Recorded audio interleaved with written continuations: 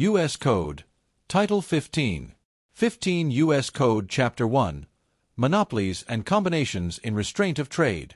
Section 1. Trusts, etc., in restraint of trade illegal, penalty.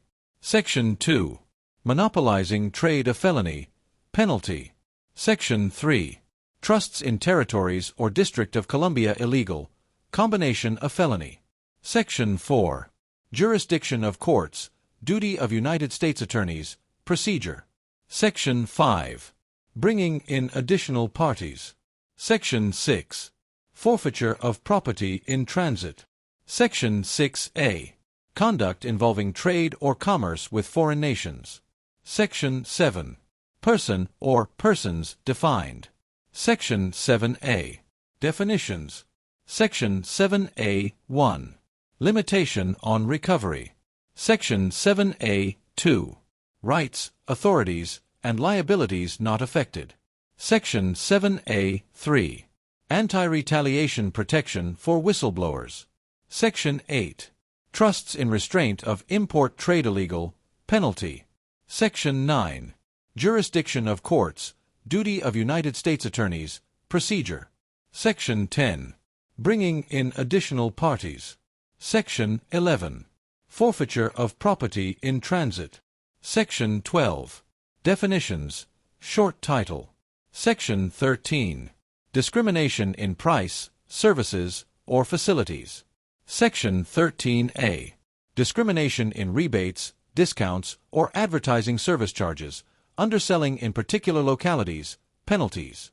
Section 13B. Cooperative association, return of net earnings or surplus. Section 13C.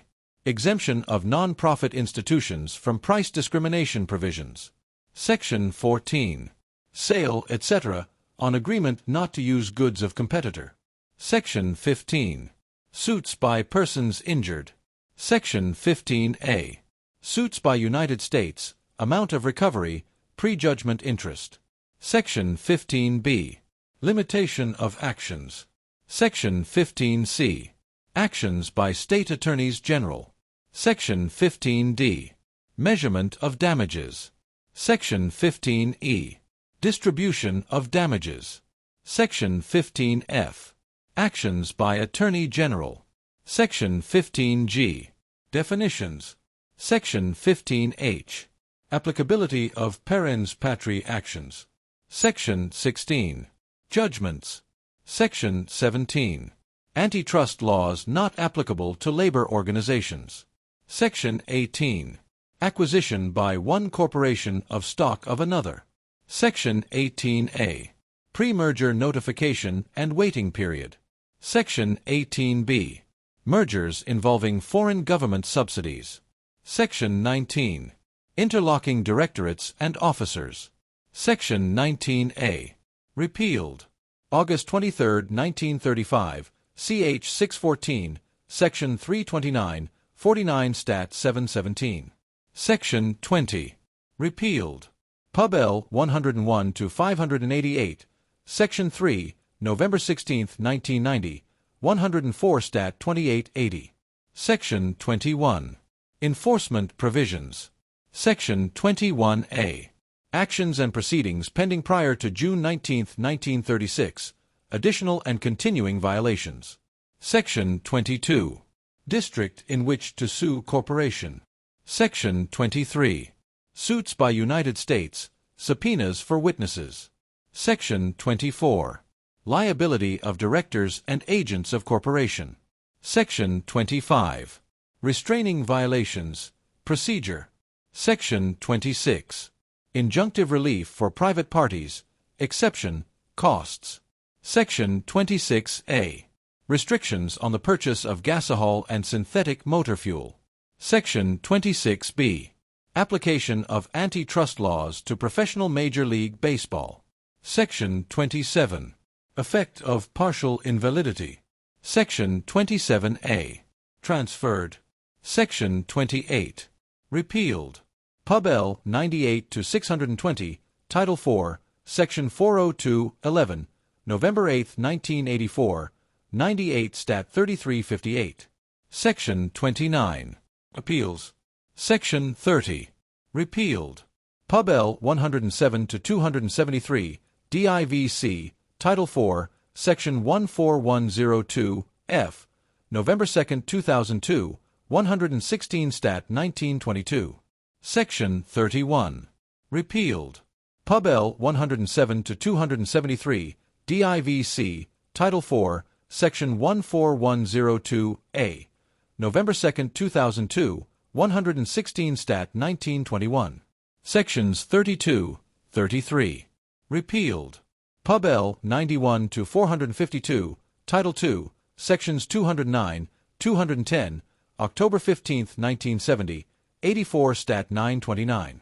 Section 34. Definitions applicable to Sections 34 to 36. Section 35. Recovery of damages, etc., for antitrust violations from any local government or official or employee thereof acting in an official capacity. Section 36. Recovery of damages, etc., for antitrust violations on claim against person based on official action directed by local government or official or employee thereof acting in an official capacity. Section 37. Immunity from antitrust laws. Section 37A. Definitions. Section 37B. Confirmation of antitrust status of graduate medical resident matching programs. Section 38. Association of Marine Insurance Companies. Application of antitrust laws. 15 U.S. Code Section 1. Trusts, etc., in restraint of trade illegal, penalty. Every contract, combination in the form of trust or otherwise, or conspiracy, in restraint of trade or commerce among the several states, or with foreign nations, is declared to be illegal. Every person who shall make any contract or engage in any combination or conspiracy hereby declared to be illegal shall be deemed guilty of a felony, and, on conviction thereof, shall be punished by fine not exceeding $100 million if a corporation, or, if any other person, $1 million, or by imprisonment not exceeding 10 years, or by both said punishments, in the discretion of the court. July 2, 1890, ch. 647, Section 1, 26 Stat 209, August 17, 1937, ch. 690, Title 8, 50 Stat 693, July 7, 1955, ch. 281, 69 Stat 282, Pub L 93-528, Section 3, December 21, 1974, 88 Stat 1708, Pub L 94-145, Section 2, December 12, 1975, 89 Stat 801, Pub L 101-588, Section 4A, November 16, 1990, 104 Stat 2880, Pub L 108-237, Title 2, Section 215A. June 22, 2004, 118 Stat 668. 15 U.S. Code Section 2. Monopolizing trade a felony, penalty. Every person who shall monopolize or attempt to monopolize, or combine or conspire with any other person or persons, to monopolize any part of the trade or commerce among the several states, or with foreign nations, shall be deemed guilty of a felony, and, on conviction thereof, shall be punished by fine not exceeding $100 million if a corporation, or, if any other person, $1 million, or by imprisonment not exceeding 10 years, or by both said punishments, in the discretion of the court. July 2, 1890, ch. 647, Section 2, 26 Stat 209, July 7, 1955, ch. 281, 69 Stat 282, Pub L 93-528, Section 3, December 21, 1974, 88 Stat 1708, Pub L 101-588, Section 4, B. November 16, 1990, 104 Stat 2880, Pub L 108-237, Title 2, Section 215, B. June 22, 2004, 118 Stat 668. 15 U.S. Code Section 3. Trusts in territories or District of Columbia illegal. Combination a felony. A. Every contract, combination in form of trust or otherwise, or conspiracy, in restraint of trade or commerce in any territory of the United States or of the District of Columbia, or in restraint of trade or commerce between any such territory and another, or between any such territory or territories and any state or states or the District of Columbia, or with foreign nations, or between the District of Columbia and any state or states or foreign nations, is declared illegal. Every person who shall make any such contract or engage in any such combination or conspiracy shall be deemed guilty of a felony, and, on conviction thereof, shall be punished by fine not exceeding $100 million if a corporation, or, if any other person, $1 million, or by imprisonment not exceeding 10 years, or by both said punishments, in the discretion of the court. B. Every person who shall monopolize, or attempt to monopolize, or combine or conspire with any other person or persons, to monopolize any part of the trade or commerce in any territory of the United States or of the District of Columbia, or between any such territory and another, or between any such territory or territories and any state or states or the District of Columbia, or with foreign nations, or between the District of Columbia and any state or states or foreign nations, shall be deemed guilty of a felony, and, on conviction thereof, shall be punished by fine not exceeding $100 million if a corporation, or, if any other person, $1 million, or by imprisonment not exceeding 10 years, or by both said punishments, in the discretion of the court. July 2, 1890, ch. 647, Section 3, 26-209, July 7, 1955, ch. 281, 69 Stat. 282, Pub. L. 93-528, Section 3, December 21, 1974, 88 Stat. 1708, Pub. L. 101-588, Section 4, C. November 16, 1990, 104 Stat. 2880, Pub. L. 107-273, DIVC, Title 4, Section 14102, November 2, 2002, 116 Stat. 1921, Pub. L. 108-237, Title 2, Section 215, C. June 22, 2004, 118 Stat. 668. 15 U.S. Code Section 4, Jurisdiction of Courts, Duty of United States Attorneys, Procedure. The several district courts of the United States are invested with jurisdiction to prevent and restrain violations of Sections 1-7 of this title, and it shall be the duty of the several United States attorneys, in their respective districts, under the direction of the Attorney General, to institute proceedings in equity to prevent and restrain such violations. Such proceedings may be by way of petition setting forth the case and praying that such violation shall be enjoined or otherwise prohibited. When the parties complained of shall have been duly notified of such petition, the court shall proceed, as soon as may be, to the hearing and determination of the case, and pending such petition and before final decree, the court may at any time make such temporary restraining order or prohibition as shall be deemed just in the premises. July 2, 1890, ch. 647, Section 4, 26-209, March 3, 1911, ch. 231, Section 291, 36-1167, June 25, 1948, ch. 646, Section 1, 62 Stat. 909. 15 U.S. Code Section 5, Bringing in additional parties. Whenever it shall appear to the court before which any proceeding under Section 4 of this title may be pending, that the ends of justice require that other parties should be brought before the court may cause them to be summoned, whether they reside in the district in which the court is held or not, and subpoenas to that end may be served in any district by the marshal thereof. July 2, 1890, ch. 647, Section 5, 26 Stat. 210. 15 U.S. Code Section 6, Forfeiture of Property in Transit. Any property owned under any contract or by any combination, or pursuant to any conspiracy, and being the subject thereof, mentioned in Section 1 of this title, and being in the course of transportation from one state to another, or to a foreign country, shall be forfeited to the United States, and may be seized and condemned by like proceedings as those provided by law for the forfeiture, seizure, and condemnation of property imported into the United States contrary to law. July 2, 1890, ch. 647, Section 6, 26 Stat. 210. 15 U.S. Code Section 7, Person or persons defined. The word person or persons, wherever used in Sections 1-7 of this title, shall be deemed to include corporations and associations existing under or authorized by the laws of either the United States, the laws of any of the territories, the laws of any state, or the laws of any foreign country. July 2, 1890, ch. 647, Section 8, 26 Stat. 210. 15 U.S. Code Section 7A, Definitions. In Sections 7A to 7A(3) of this title. 1. Antitrust Division. The term Antitrust Division means the United States Department of Justice Antitrust Division. 2. Antitrust leniency agreement.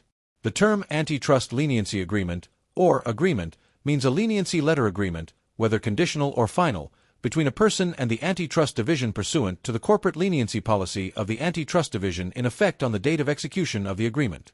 3. Antitrust leniency applicant. The term antitrust leniency applicant, or applicant, means, with respect to an antitrust leniency agreement, the person that has entered into the agreement. 4. Claimant. The term claimant means a person or class that has brought, or on whose behalf has been brought, a civil action alleging a violation of Section 1 or 3 of this title or any similar state law, except that the term does not include a state or a subdivision of a state with respect to a civil action brought to recover damages sustained by the state or subdivision. 5. Cooperating individual.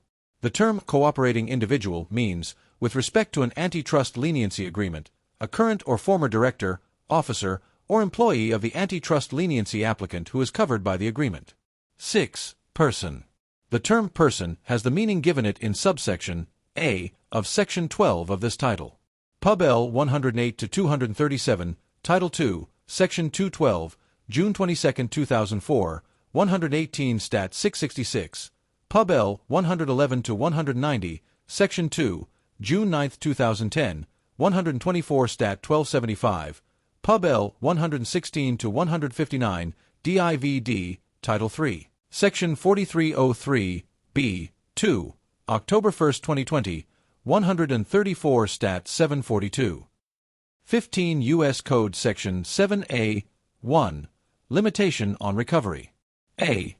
In general.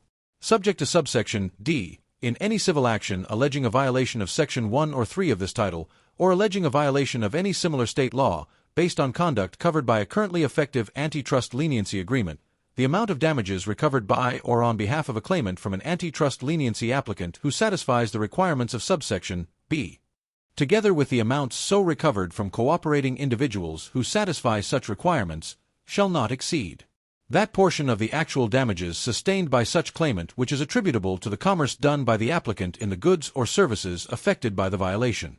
B. Requirements. Subject to subsection C, an antitrust leniency applicant or cooperating individual satisfies the requirements of this subsection with respect to a civil action described in subsection A, if the court in which the civil action is brought determines, after considering any appropriate pleadings from the claimant, that the applicant or cooperating individual, as the case may be, has provided satisfactory cooperation to the claimant with respect to the civil action, which cooperation shall include 1. Providing a full account to the claimant of all facts known to the applicant or cooperating individual, as the case may be, that are potentially relevant to the civil action. 2. Furnishing all documents or other items potentially relevant to the civil action that are in the possession, custody, or control of the applicant or cooperating individual, as the case may be, wherever they are located, and 3. A. In the case of a cooperating individual, I. Making himself or herself available for such interviews, depositions, or testimony in connection with the civil action as the claimant may reasonably require, and 2. Responding completely and truthfully, without making any attempt either falsely to protect or falsely to implicate any person or entity, and without intentionally withholding any potentially relevant information, to all questions asked by the claimant in interviews, depositions, trials, or any other court proceedings in connection with a civil action, or B. In the case of an antitrust leniency applicant, using its best efforts to secure and facilitate from cooperating individuals covered by the agreement the cooperation described in clauses I and 2 and subparagraph A. C. Timeliness. The court shall consider, in making the determination concerning satisfactory cooperation described in subsection B, the timeliness of the applicant's or cooperating individual's cooperation with the claimant. D. Cooperation after expiration of stay or protective order. If the Antitrust Division does obtain a stay or protective order in a civil action based on conduct covered by an antitrust leniency agreement, once the stay or protective order, or a portion thereof, expires or is terminated, the antitrust leniency applicant and cooperating individuals shall provide without unreasonable delay any cooperation described in paragraphs 1 and 2 of subsection B that was prohibited by the expired or terminated stay or protective order, or the expired or terminated portion thereof, in order for the cooperation to be deemed satisfactory under such paragraphs. E. Continuation. Nothing in this section shall be construed to modify, impair, or supersede the provisions of sections 15, 15a, and 15c of this title relating to the recovery of costs of suit, including a reasonable attorney's fee and interest on damages, to the extent that such recovery is authorized by such sections. Pub. L. 108-237, Title II, Section 213, June 22, 2004, 118 Stat. 666. Pub. L. 111-190, Section 3, June 9, 2010, 124 Stat. 1275. 15 U.S. Code Section 7a, 2, Rights, Authorities, and Liabilities not affected. Nothing in sections 7a to 7a, 3 of this title shall be construed to 1. Affect the rights of the Antitrust Division to seek a stay or protective order in a civil action based on conduct covered by an antitrust leniency agreement to prevent the cooperation described in section 7a, 1b of this title from impairing or impeding the investigation or prosecution by the Antitrust Division of conduct covered by the agreement. 2. Create any right to challenge any decision by the Antitrust Division with respect to an antitrust leniency agreement, or 3. Affect, in any way, the joint and several liability of any party to a civil action described in section 7a, 1a of this title, other than that of the antitrust leniency applicant and cooperating individuals as provided in section 7a, 1a of this title. Pub. L. 108-237, Title II, Section 214, June 22, 2004, 118 Stat. 667, Pub. L. 111-190, Section 4, June 9, 2010, 124 Stat. 1276. 15 U.S. Code Section 7a, 3, Anti-retaliation protection for whistleblowers. A. Whistleblower protections for employees, contractors, subcontractors, and agents. 1. In general, no employer may discharge, demote, suspend, threaten, harass, or in any other manner discriminate against a covered individual in the terms and conditions of employment of the covered individual because of any lawful act done by the covered individual. A. To provide or cause to be provided to the federal government or a person with supervisory authority over the covered individual, or such other person working for the employer who has the authority to investigate, discover, or terminate misconduct, information relating to I. Any violation of, or any act or omission the covered individual reasonably believes to be a violation of, the antitrust laws, or 2. Any violation of, or any act or omission the covered individual reasonably believes to be a violation of, another criminal law committed in conjunction with a potential violation of the antitrust laws or in conjunction with an investigation by the Department of Justice of a potential violation of the antitrust laws, or b. To cause to be filed, testify in, participate in, or otherwise assist a federal government investigation or a federal government proceeding filed or about to be filed, with any knowledge of the employer, relating to I. Any violation of, or any act or omission the covered individual reasonably believes to be a violation of, the antitrust laws, or 2. Any violation of, or any act or omission the covered individual reasonably believes to be a violation of, another criminal law committed in conjunction with a potential violation of the antitrust laws or in conjunction with an investigation by the Department of Justice of a potential violation of the antitrust laws. 2. Limitation on protections. Paragraph 1. Shall not apply to any covered individual if a. The covered individual planned and initiated a violation or attempted violation of the antitrust laws. b. The covered individual planned and initiated a violation or attempted violation of another criminal law in conjunction with a violation or attempted violation of the antitrust laws, or c. The covered individual planned and initiated an obstruction or attempted obstruction of an investigation by the Department of Justice of a violation of the antitrust laws. 3. Definitions. In this section, a. Antitrust laws. The term antitrust laws means section 1 or 3 of this title. b. Covered individual. The term covered individual means an employee, contractor, subcontractor, or agent of an employer. c. Employer. The term employer means a person, or any officer, employee, contractor, subcontractor, or agent of such person. d. Federal government. The term federal government means I. A federal regulatory or law enforcement agency, or 2. Any member of Congress or committee of Congress. E. Person. The term person has the same meaning as in subsection a of Section 12 of this title. 4. Rule of construction. The term violation, with respect to the antitrust laws, shall not be construed to include a civil violation of any law that is not also a criminal violation. B. Enforcement action. 1. In general, a covered individual who alleges discharge or other discrimination by any employer in violation of subsection A may seek relief under subsection C by A.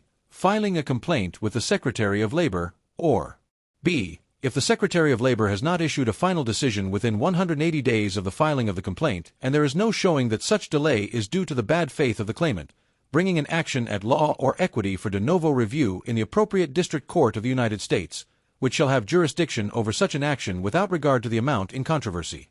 2. Procedure. A. In general, a complaint filed with the Secretary of Labor under paragraph 1a shall be governed under the rules and procedures set forth in Section 42121b of Title 49. B. Exception. Notification made under Section 42121b 1 of Title 49 shall be made to any individual named in the complaint and to the employer. C. Burdens of proof.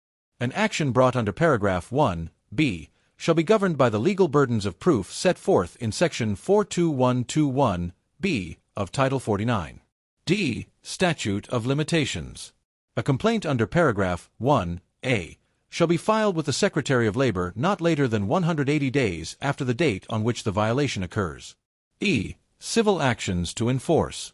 If a person fails to comply with an order or preliminary order issued by the Secretary of Labor pursuant to the procedures set forth in Section 42121b of Title 49, the Secretary of Labor or the person on whose behalf the order was issued may bring a civil action to enforce the order in the District Court of the United States for the judicial district in which the violation occurred.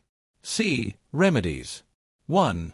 In general, a covered individual prevailing in any action under subsection B 1 shall be entitled to all relief necessary to make the covered individual whole. 2. Compensatory damages. Relief for any action under paragraph 1 shall include a. Reinstatement with the same seniority status that the covered individual would have had, but for the discrimination. B. The amount of back pay, with interest, and c. Compensation for any special damages sustained as a result of the discrimination, including litigation costs, expert witness fees, and reasonable attorney's fees. D. Rights retained by whistleblowers. Nothing in this section shall be deemed to diminish the rights, privileges, or remedies of any covered individual under any federal or state law, or under any collective bargaining agreement. Pub. L. 108-237, Title II, Section 216, as added Pub. L. 116-257, Section 2, December 23, 2020, 134 Stat. 1147. 15 U.S. Code Section 8, Trusts in Restraint of Import Trade Illegal, Penalty. Every combination, conspiracy, trust, agreement, or contract is declared to be contrary to public policy, illegal, and void when the same is made by or between two or more persons or corporations, either of whom, as agent or principal, is engaged in importing any article from any foreign country into the United States, and when such combination, conspiracy, trust, agreement, or contract is intended to operate in restraint of lawful trade, or free competition in lawful trade or commerce, or to increase the market price in any part of the United States of any article or articles imported or intended to be imported into the United States, or of any manufacture into which such imported article enters or is intended to enter. Every person who shall be engaged in the importation of goods or any commodity from any foreign country in violation of this section, or who shall combine or conspire with another to violate the same, is guilty of a misdemeanor, and on conviction thereof in any court of the United States such person shall be fined in a sum not less than $100 and not exceeding $5,000, and shall be further punished by imprisonment, in the discretion of the court, for a term not less than 3 months nor exceeding 12 months. August 27, 1894, ch. 349, Section 73, 28 Stat. 570. February 12, 1913, ch. 40, 37 Stat. 667. 15 U.S. Code Section 9, Jurisdiction of Courts, Duty of United States Attorneys, Procedure. The several district courts of the United States are invested with jurisdiction to prevent and restrain violations of Section 8 of this title, and it shall be the duty of the several United States attorneys, in their respective districts, under the direction of the Attorney General, to institute proceedings in equity to prevent and restrain such violations. Such proceedings may be by way of petitions setting forth the case and praying that such violations shall be enjoined or otherwise prohibited.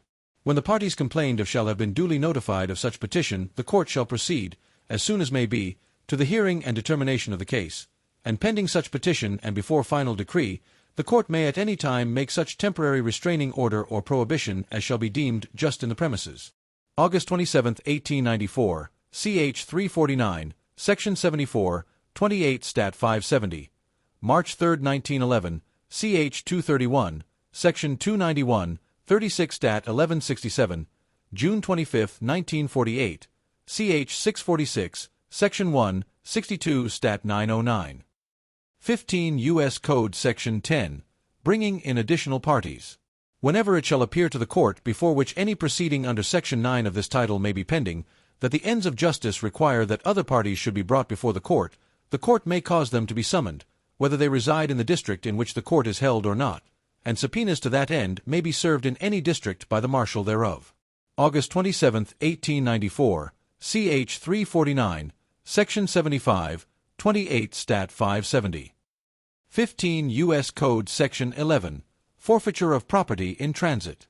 Any property owned under any contract or by any combination, or pursuant to any conspiracy, and being the subject thereof, mentioned in Section 8 of this title, imported into and being within the United States or being in the course of transportation from one state to another, or to or from a territory or the District of Columbia, shall be forfeited to the United States, and may be seized and condemned by like proceedings as those provided by law for the forfeiture, seizure, and condemnation of property imported into the United States contrary to law. August 27, 1894, ch. 349, Section 76, 28 Stat. 570. February 12, 1913, ch. 40, 37 Stat. 667. 15 U.S. Code Section 12. Definitions. Short title.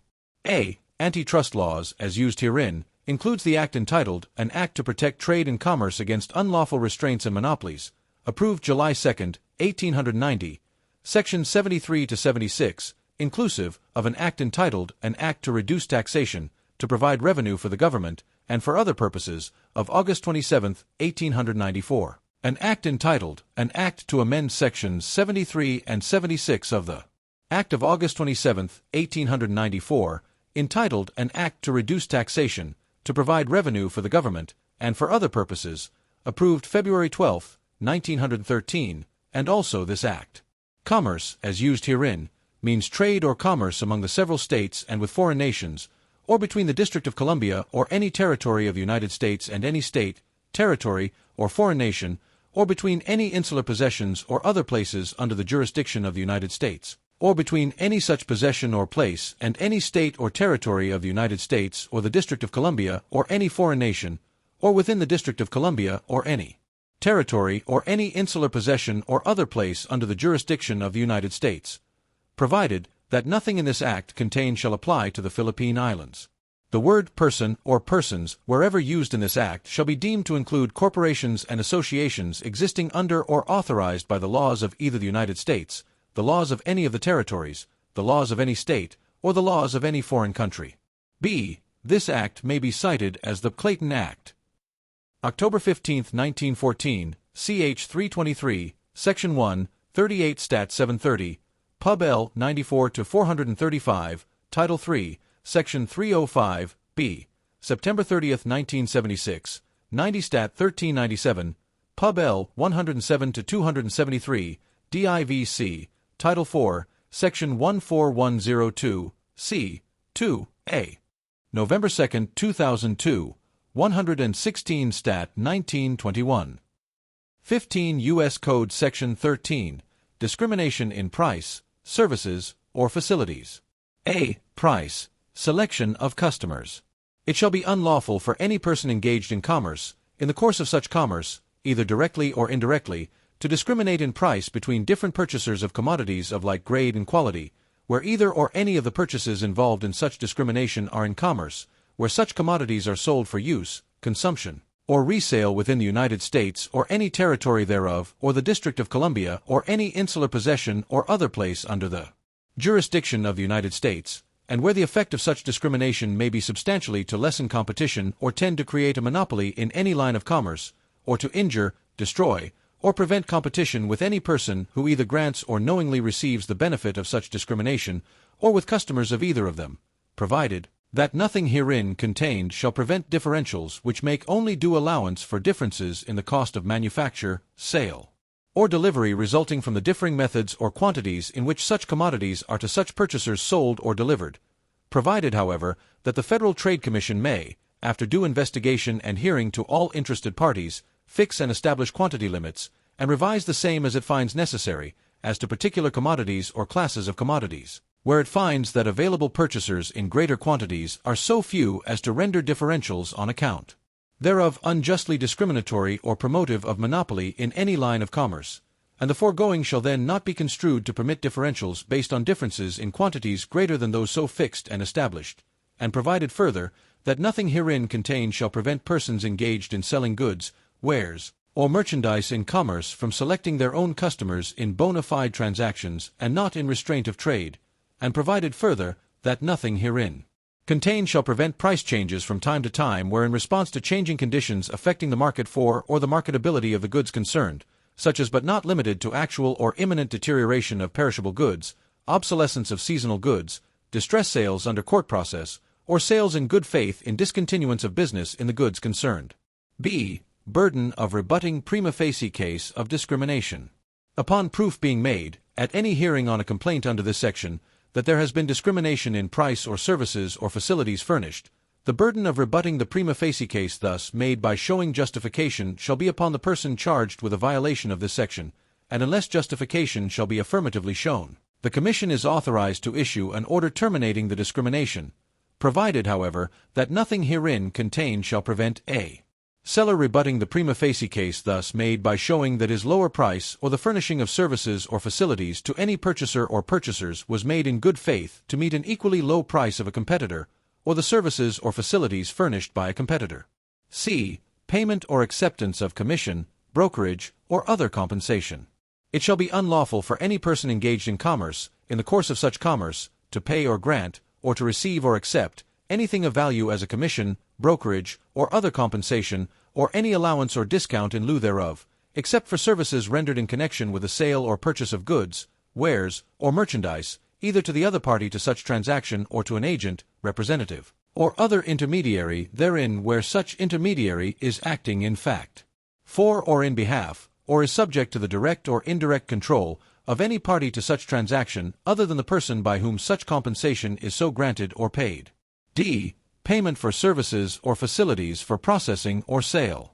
It shall be unlawful for any person engaged in commerce to pay or contact for the payment of anything of value to or for the benefit of a customer of such person in the course of such commerce as compensation or in consideration for any services or facilities furnished by or through such customer in connection with the processing, handling, sale, or offering for sale of any products or commodities manufactured, sold, or offered for sale by such person, unless such payment or consideration is available on proportionally equal terms to all other customers competing in the distribution of such products or commodities. E. Furnishing services or facilities for processing, handling, etc. It shall be unlawful for any person to discriminate in favor of one purchaser against another purchaser or purchasers of a commodity bought for resale, with or without processing, by contracting to furnish or furnishing, or by contributing to the furnishing of, any services or facilities connected with the processing, handling, sale, or offering for sale of such commodity so purchased upon terms not accorded to all purchasers on proportionally equal terms. F. Knowingly inducing or receiving discriminatory price. It shall be unlawful for any person engaged in commerce, in the course of such commerce, knowingly to induce or receive a discrimination in price which is prohibited by this section. October 15, 1914, ch. 323, Section 2, 38 Stat. 730, June 19, 1936, ch. 592, Section 1, 49 Stat. 1526. 15 U.S. Code Section 13A, Discrimination in rebates, discounts, or advertising service charges, underselling in particular localities, penalties. It shall be unlawful for any person engaged in commerce, in the course of such commerce, to be a party to, or assist in, any transaction of sale, or contract to sell, which discriminates to his knowledge against competitors of the purchaser, in that any discount, rebate, allowance, or advertising service charge is granted to the purchaser over and above any discount, rebate, allowance, or advertising service charge available at the time of such transaction to said competitors in respect of a sale of goods of like grade, quality, and quantity, to sell or contract to sell goods in any part of the United States at prices lower than those exacted by said person elsewhere in the United States for the purpose of destroying competition or eliminating a competitor in such part of the United States, or to sell or contract to sell goods at unreasonably low prices for the purpose of destroying competition or eliminating a competitor. Any person violating any of the provisions of this section shall, upon conviction thereof, be fined not more than $5,000 or imprisoned not more than 1 year, or both. June 19, 1936, ch. 592, Section 3, 49 Stat. 1528. 15 U.S. Code Section 13b, Cooperative Association, return of net earnings or surplus. Nothing in this Act shall prevent a cooperative association from returning to its members, producers, or consumers the whole, or any part of, the net earnings or surplus resulting from its trading operations, in proportion to their purchases or sales from, to, or through the association. June 19, 1936, ch. 592, Section 4, 49 Stat. 1528. 15 U.S. Code Section 13c, Exemption of non-profit institutions from price discrimination provisions. Nothing in the Act approved June 19, 1936, known as the Robinson-Patman Anti-Discrimination Act, shall apply to purchases of their supplies for their own use by schools, colleges, universities, public libraries, churches, hospitals, and charitable institutions not operated for profit. May 26, 1938, ch. 283, 52 Stat. 446. 15 U.S. Code Section 14, Sale, etc., on agreement not to use goods of competitor. It shall be unlawful for any person engaged in commerce, in the course of such commerce, to lease or make a sale or contract for sale of goods, wares, merchandise, machinery, supplies, or other commodities, whether patented or unpatented, for use, consumption, or resale within the United States or any territory thereof, or the District of Columbia, or any insular possession or other place under the jurisdiction of the United States, or fix a price charged therefor, or discount from, or rebate upon such price, on the condition, agreement, or understanding that the lessee or purchaser thereof shall not use or deal in the goods, wares, merchandise, machinery, supplies, or other commodities of a competitor or competitors of the lessor or seller, where the effect of such lease, sale, or contract for sale or such condition, agreement, or understanding may be to substantially lessen competition or tend to create a monopoly in any line of commerce. October 15, 1914, ch. 323, Section 3, 38 Stat. 731. 15 U.S. Code Section 15, Suits by persons injured. A. Amount of recovery, prejudgment interest. Except as provided in subsection B, any person who shall be injured in his business or property by reason of anything forbidden in the antitrust laws may sue therefor in any district court of the United States in the district in which the defendant resides or is found or has an agent, without respect to the amount in controversy, and shall recover threefold the damages by him sustained and the cost of suit, including a reasonable attorney's fee. The court may award under this section, pursuant to a motion by such person promptly made, simple interest on actual damages for the period beginning on the date of service of such person's pleading setting forth a claim under the antitrust laws and ending on the date of judgment, or for any shorter period therein, if the court finds that the award of such interest for such period is just in the circumstances. In determining whether an award of interest under this section for any period is just in the circumstances, the court shall consider only 1. Whether such person or the opposing party, or either party's representative, made motions or asserted claims or defenses so lacking in merit as to show that such party or representative acted intentionally for delay, or otherwise acted in bad faith. 2. Whether, in the course of the action involved, such person or the opposing party, or either party's representative, violated any applicable rule, statute, or court order providing for sanctions for dilatory behavior or otherwise providing for expeditious proceedings, and 3. Whether such person or the opposing party, or either party's representative, engaged in conduct primarily for the purpose of delaying the litigation or increasing the cost thereof. B. Amount of damages payable to foreign states and instrumentalities of foreign states. 1. Except as provided in paragraph 2, any person who is a foreign state may not recover under subsection A an amount in excess of the actual damages sustained by it and the cost of suit, including a reasonable attorney's fee. 2. Paragraph 1 shall not apply to a foreign state if A. Such foreign state would be denied, under Section 1605 A. 2 of Title 28, immunity in a case in which the action is based upon a commercial activity or an act that is the subject matter of its claim under this section. B. Such foreign state waives all defenses based upon or arising out of its status as a foreign state to any claims brought against it in the same action. C. Such foreign state engages primarily in commercial activities, and D. Such foreign state does not function, with respect to the commercial activity or the act that is the subject matter of its claim under this section as a procurement entity for itself or for another foreign state.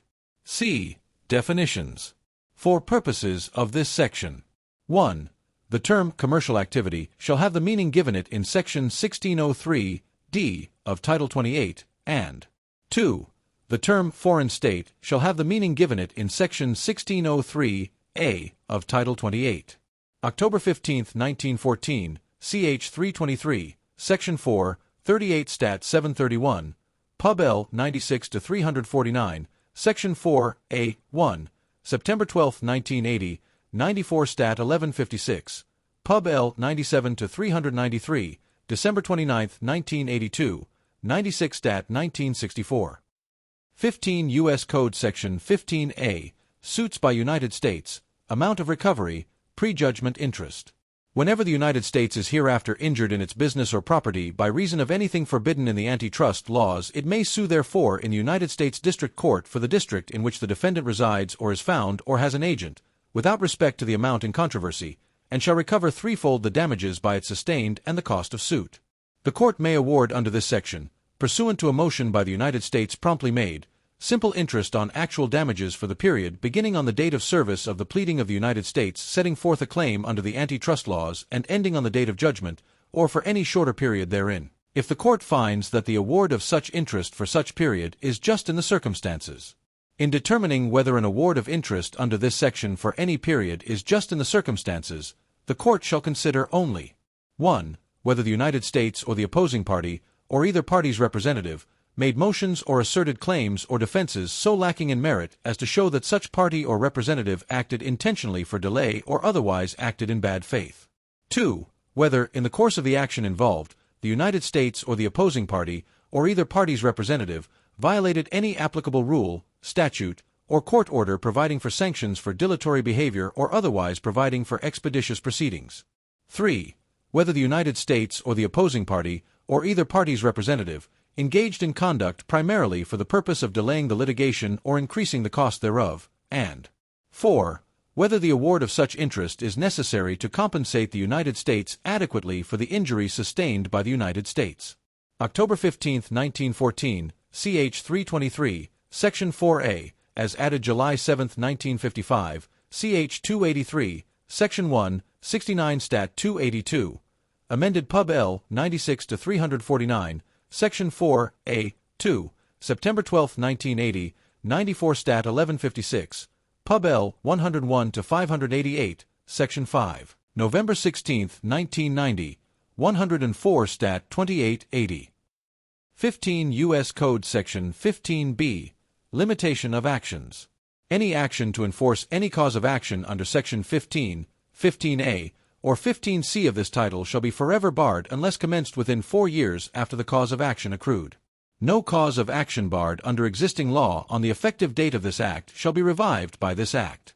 October 15, 1914, ch. 323, Section 4B, as added July 7, 1955, ch. 283, Section 1, 69 Stat. 283, amended Pub. L. 94-435, Title 3, Section 302(1), September 30, 1976, 90 Stat. 1396. 15 U.S. Code Section 15C, Actions by State Attorneys General. A. Parens patriae, Monetary Relief, Damages, Prejudgment Interest. 1. Any Attorney General of a state may bring a civil action in the name of such state, as parens patriae on behalf of natural persons residing in such state, in any district court of the United States having jurisdiction of the defendant. To secure monetary relief as provided in this section for injuries sustained by such natural persons to their property by reason of any violation of sections 1 to 7 of this title. The court shall exclude from the amount of monetary relief awarded in such action any amount of monetary relief, A, which duplicates amounts which have been awarded for the same injury, or B, which is properly allocable to I, natural persons who have excluded their claims pursuant to subsection B, 2 of this section, and 2, any business entity. 2. The court shall award the state as monetary relief threefold the total damage sustained as described in paragraph 1 of this subsection, and the cost of suit, including a reasonable attorney's fee. The court may award under this paragraph, pursuant to a motion by such state promptly made, simple interest on the total damage for the period beginning on the date of service of such state's pleadings setting forth a claim under the antitrust laws and ending on the date of judgment, or for any shorter period therein, if the court finds that the award of such interest for such period is just in the circumstances. In determining whether an award of interest under this paragraph for any period is just in the circumstances, the court shall consider only A. Whether such state or the opposing party, or either party's representative, made motions or asserted claims or defenses so lacking in merit as to show that such party or representative acted intentionally for delay or otherwise acted in bad faith. B. Whether, in the course of the action involved, such state or the opposing party, or either party's representative, violated any applicable rule, statute, or court order providing for sanctions for dilatory behavior or otherwise providing for expeditious proceedings, and C. Whether such state or the opposing party, or either party's representative, engaged in conduct primarily for the purpose of delaying the litigation or increasing the cost thereof. B. Notice, exclusion election, final judgment. 1. In any action brought under subsection A. 1 of this section, the State Attorney General shall, at such times, in such manner, and with such content as the court may direct, cause notice thereof to be given by publication. If the court finds that notice given solely by publication would deny due process of law to any person or persons, the court may direct further notice to such person or persons according to the circumstances of the case. 2. Any person on whose behalf an action is brought under subsection A. 1 may elect to exclude from adjudication the portion of the state claim for monetary relief attributable to him by filing notice of such election with the court within such time as specified in the notice given pursuant to paragraph 1 of this subsection. 3. The final judgment in an action under subsection A. 1 shall be residential judicata as to any claim under section 15 of this title by any person on behalf of whom such action was brought and who fails to give such notice within the period specified in the notice given pursuant to paragraph 1 of this subsection. C. Dismissal or compromise of action. An action under subsection A. 1 shall not be dismissed or compromised without the approval of the court, and notice of any proposed dismissal or compromise shall be given in such manner as the court directs.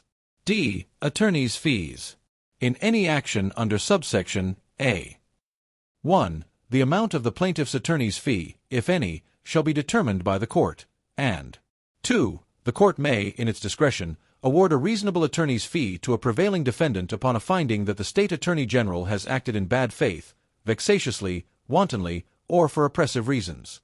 October 15, 1914, ch. 323, Section 4C, as added Pub L. 94-435, Title 3, Section 301, September 30, 1976, 90 Stat 1394, amended Pub L. 96-349, Section 4A. 3, September 12, 1980, 94 Stat 1157. 15 U.S. Code Section 15D, Measurement of Damages.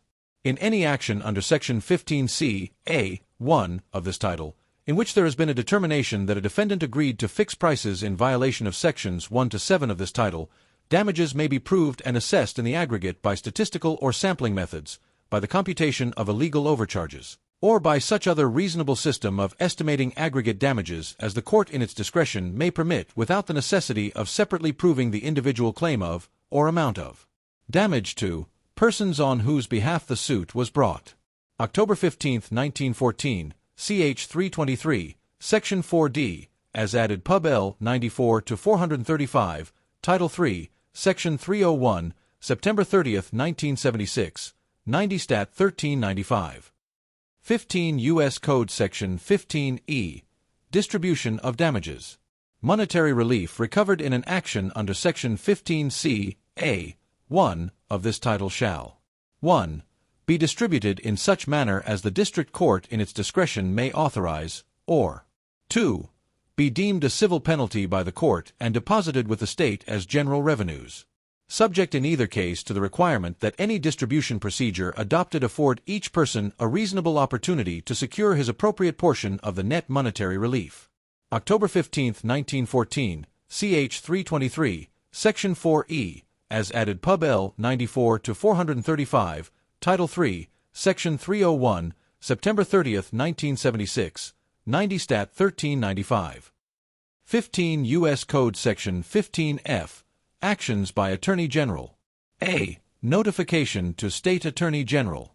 Whenever the Attorney General of the United States has brought an action under the antitrust laws, and he has reason to believe that any state attorney general would be entitled to bring an action under this act based substantially on the same alleged violation of the antitrust laws, he shall promptly give written notification thereof to such state attorney general. B. Availability of files and other materials. To assist a state attorney general in evaluating the notice or in bringing any action under this act, the Attorney General of the United States shall, upon request by such state attorney general, make available to him, to the extent permitted by law, any investigative files or other materials which are or may be relevant or material to the actual or potential cause of action under this act. October 15, 1914, ch. 323, Section 4F, as added Pub L. 94-435, Title 3, Section 301, September 30, 1976, 90 Stat 1395. 15 U.S. Code Section 15G, Definitions. For the purposes of Sections 15C, 15D, 15E, and 15F of this title. 1. The term State Attorney General means the chief legal officer of a state, or any other person authorized by state law to bring actions under Section 15C of this title, and includes the Corporation Counsel of the District of Columbia, except that such term does not include any person employed or retained on a contingency fee based on a percentage of the monetary relief awarded under this section, or b. any other contingency fee basis, unless the amount of the award of a reasonable attorney's fee to a prevailing plaintiff is determined by the court under Section 15C, D, 1 of this title. 2. The term state means a state, the District of Columbia, the Commonwealth of Puerto Rico, and any other territory or possession of the United States. 3. The term natural persons does not include proprietorships or partnerships. October 15, 1914, ch. 323, Section 4G, as added Pub L. 94-435, Title 3, Section 301, September 30, 1976, 90 Stat 1396. 15 U.S. Code Section 15H, Applicability of parens patriae actions. Sections 15C, 15D, 15E, 15F, and 15G of this title shall apply in any state, unless such state provides by law for its non-applicability in such state. October 15, 1914, ch. 323, Section 4H, as added Pub L. 94-435, Title 3, Section 301, September 30, 1976, 90 Stat 1396. 15 U.S. Code Section 16, Judgments. A. Prima facie evidence, collateral estoppel. A final judgment or decree heretofore or hereafter rendered in any civil or criminal proceeding brought by or on behalf of the United States under the antitrust laws to the effect that a defendant has violated said laws shall be prima facie evidence against such defendant in any action or proceeding brought by any other party against such defendant under said laws as to all matters respecting which said judgment or decree would be an estoppel as between the parties thereto, provided that this section shall not apply to consent judgments or decrees entered before any testimony has been taken. Nothing contained in this section shall be construed to impose any limitation on the application of collateral estoppel, except that, in any action or proceeding brought under the antitrust laws, collateral estoppel effect shall not be given to any finding made by the Federal Trade Commission under the antitrust laws or under Section 45 of this title which could give rise to a claim for relief under the antitrust laws. B. Consent judgments and competitive impact statements. Publication in Federal Register, availability of copies to the public. Any proposal for a consent judgment submitted by the United States for entry in any civil proceeding brought by or on behalf of the United States under the antitrust laws shall be filed with the district court before which such proceeding is pending and published by the United States in the Federal Register at least 60 days prior to the effective date of such judgment. Any written comments relating to such proposal and any responses by the United States thereto, shall also be filed with such district court and published by the United States in the Federal Register within such 60-day period. Copies of such proposal and any other materials and documents which the United States considered determinative in formulating such proposal shall also be made available to the public at the district court and in such other districts as the court may subsequently direct. Simultaneously with the filing of such proposal, unless otherwise instructed by the court, the United States shall file with the district court, publish in the Federal Register, and thereafter furnish to any person upon request a competitive impact statement which shall recite 1. The nature and purpose of the proceeding. 2. A description of the practices or events giving rise to the alleged violation of the antitrust laws. 3. An explanation of the proposal for a consent judgment, including an explanation of any unusual circumstances giving rise to such proposal or any provision contained therein, relief to be obtained thereby, and the anticipated effects on competition of such relief. 4. The remedies available to potential private plaintiffs damaged by the alleged violation in the event that such proposal for the consent judgment is entered in such proceeding. 5. A description of the procedures available for modification of such proposal, and 6. A description and evaluation of alternatives to such proposal actually considered by the United States. C. Publication of summaries in newspapers. The United States shall also cause to be published, commencing at least 60 days prior to the effective date of the judgment described in subsection B of this section, for 7 days over a period of 2 weeks in newspapers of general circulation of the district in which the case has been filed, in the District of Columbia, and in such other districts as the court may direct. I. A summary of the terms of the proposal for consent judgment. 2. A summary of the competitive impact statement filed under subsection B. 3. And a list of the materials and documents under subsection B, which the United States shall make available for purposes of meaningful public comment, and the place where such materials and documents are available for public inspection. D. Consideration of public comments by Attorney General and publication of response. During the 60-day period as specified in subsection B of this section, and such additional time as the United States may request and the court may grant, the United States shall receive and consider any written comments relating to the proposal for the consent judgment submitted under subsection B. The Attorney General or his designee shall establish procedures to carry out the provisions of this subsection, but such 60-day time period shall not be shortened except by order of the district court upon a showing that 1. Extraordinary circumstances require such shortening and 2. Such shortening is not adverse to the public interest. At the close of the period during which such comments may be received, the United States shall file with the district court and cause to be published in the Federal Register a response to such comments. Upon application by the United States, the district court may, for good cause, based on a finding that the expense of publication in the Federal Register exceeds the public interest benefits to be gained from such publication, authorize an alternative method of public dissemination of the public comments received and the response to those comments. E. Public interest determination. 1. Before entering any consent judgment proposed by the United States under this section, the court shall determine that the entry of such judgment is in the public interest. For the purpose of such determination, the court shall consider a. The competitive impact of such judgment, including termination of alleged violations, provisions for enforcement and modification, duration of relief sought, anticipated effects of alternative remedies actually considered, whether its terms are ambiguous, and any other competitive considerations bearing upon the adequacy of such judgment that the court deems necessary to a determination of whether the consent judgment is in the public interest, and b. The impact of entry of such judgment upon competition in the relevant market or markets, upon the public generally and individuals alleging specific injury from the violations set forth in the complaint, including consideration of the public benefit, if any, to be derived from a determination of the issues at trial. 2. Nothing in this section shall be construed to require the court to conduct an evidentiary hearing or to require the court to permit anyone to intervene. F. Procedure for public interest determination. In making its determination under subsection E, the court may 1. Take testimony of government officials or experts or such other expert witnesses, upon motion of any party or participant or upon its own motion, as the court may deem appropriate.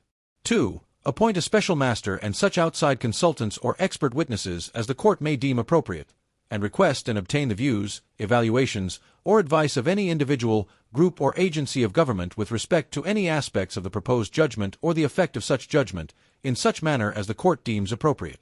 3. Authorize full or limited participation in proceedings before the court by interested persons or agencies, including appearance amicus curiae, intervention as a party pursuant to the federal rules of civil procedure, examination of witnesses or documentary materials, or participation in any other manner and extent which serves the public interest as the court may deem appropriate.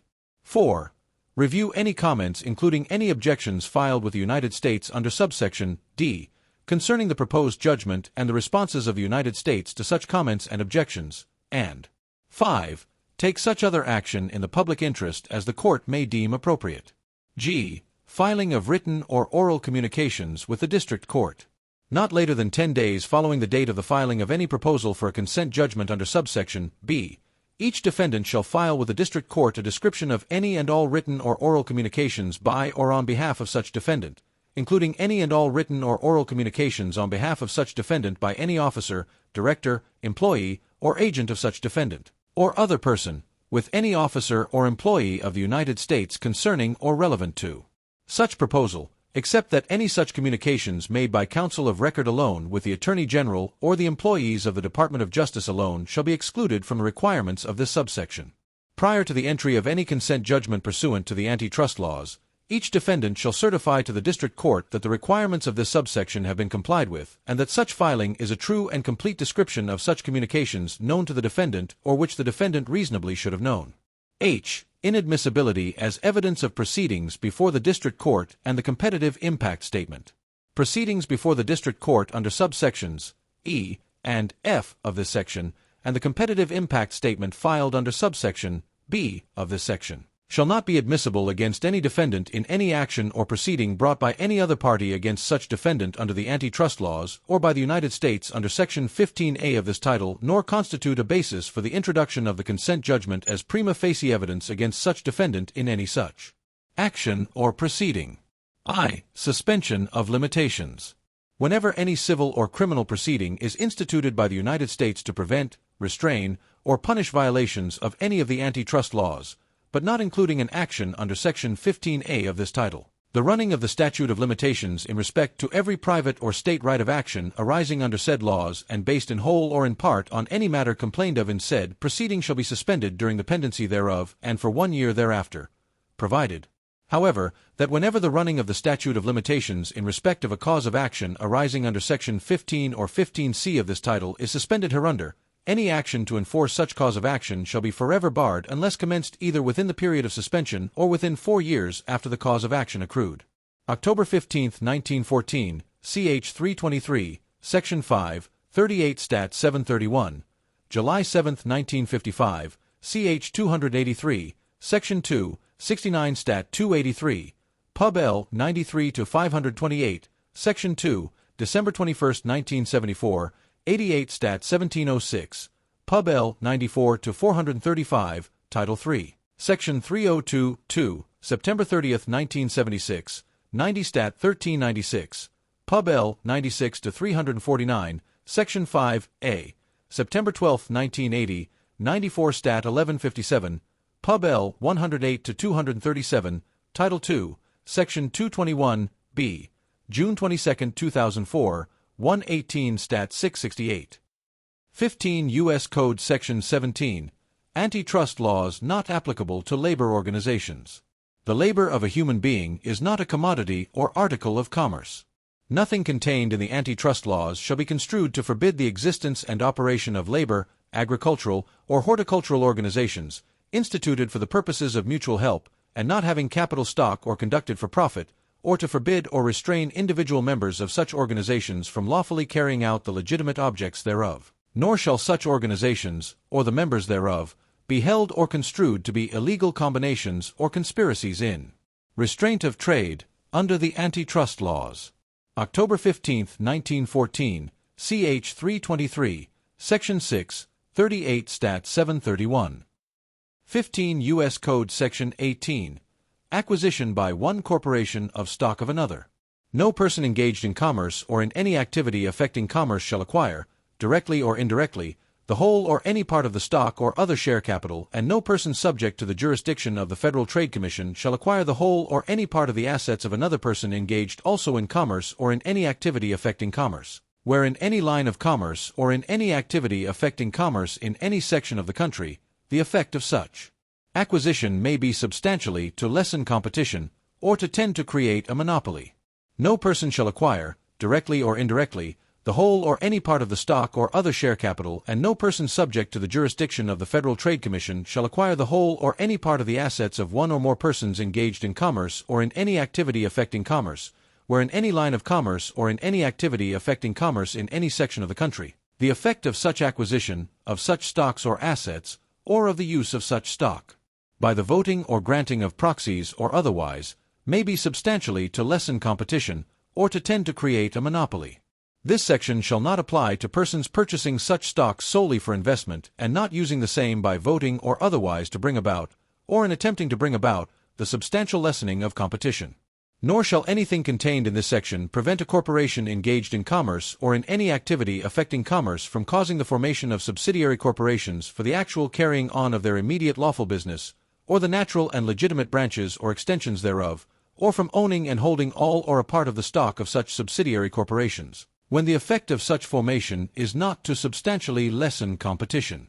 Nor shall anything herein contained be construed to prohibit any common carrier subject to the laws to regulate commerce from aiding in the construction of branches or short lines so located as to become feeders to the main line of the company so aiding in such construction, or from acquiring or owning all or any part of the stock of such branch lines, nor to prevent any such common carrier from acquiring and owning all or any part of the stock of a branch or short line constructed by an independent company where there is no substantial competition between the company owning the branch line so constructed and the company owning the main line acquiring the property or an interest therein, nor to prevent such common carrier from extending any of its lines through the medium of the acquisition of stock or otherwise of any other common carrier where there is no substantial competition between the company extending its lines and the company whose stock, property, or an interest therein is so acquired.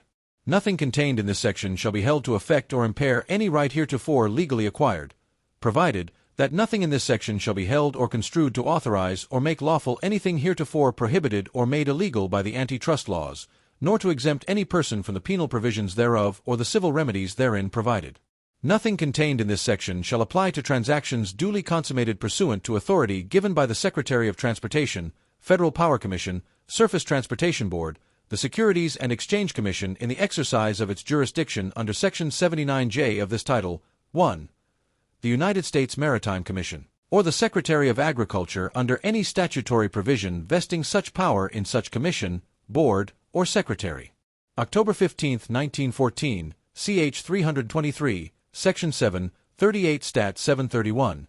December 29, 1950, ch. 1184, 64 Stat. 1125, Pub. L. 96-349, Section 6, A. September 12, 1980, 94 Stat. 1157, Pub. L. 98-443, Section 9, L. October 4, 1984, 98 Stat. 1708, Pub. L. 104-88, Title 3, Section 318-1, December 29, 1995, 109 Stat. 949, Pub. L. 104-104, Title 6, Section 601, B. 3, February 8, 1996, 110 Stat. 143. 15 U.S. Code Section 18A, Premerger Notification and Waiting Period. A. Filing. Except as exempted pursuant to subsection C, no person shall acquire, directly or indirectly, any voting securities or assets of any other person, unless both persons, or in the case of a tender offer, the acquiring person, file notification pursuant to rules under subsection D. 1, and the waiting period described in subsection B. 1 has expired, if 1.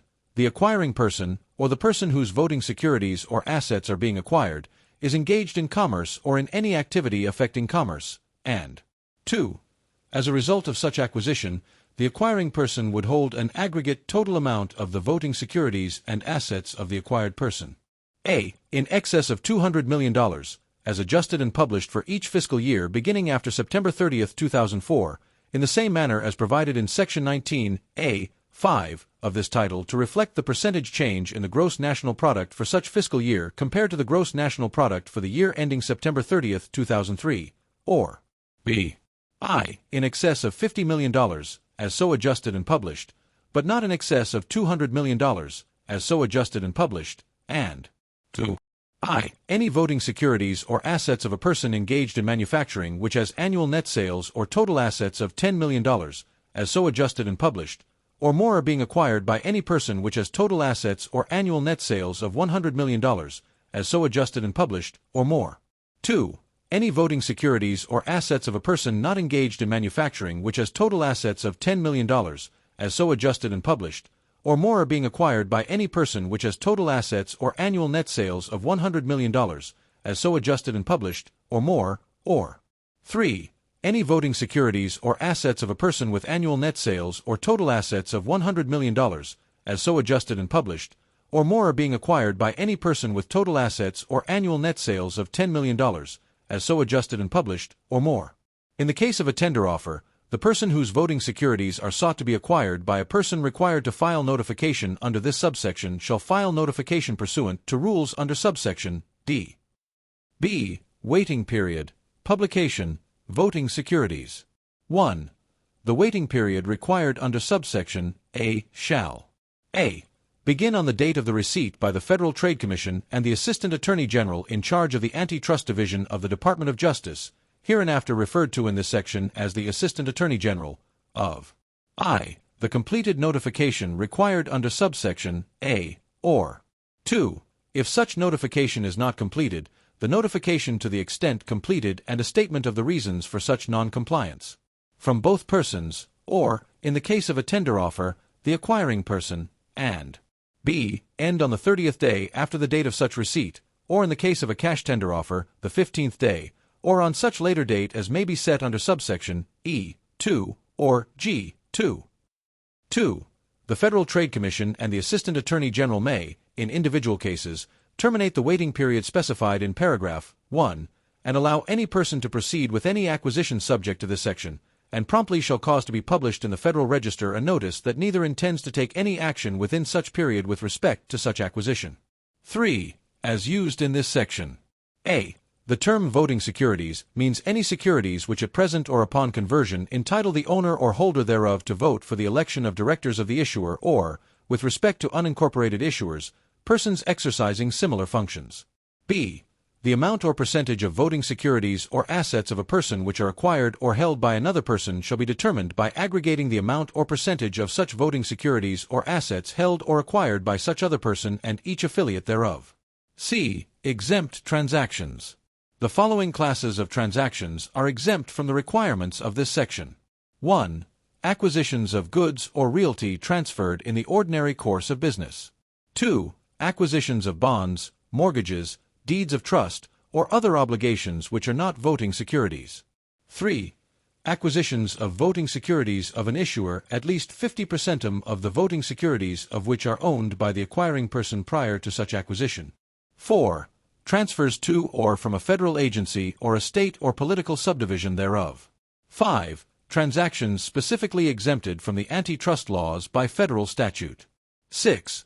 Transactions specifically exempted from the antitrust laws by federal statute if approved by a federal agency, if copies of all information and documentary material filed with such agency are contemporaneously filed with the Federal Trade Commission and the Assistant Attorney General.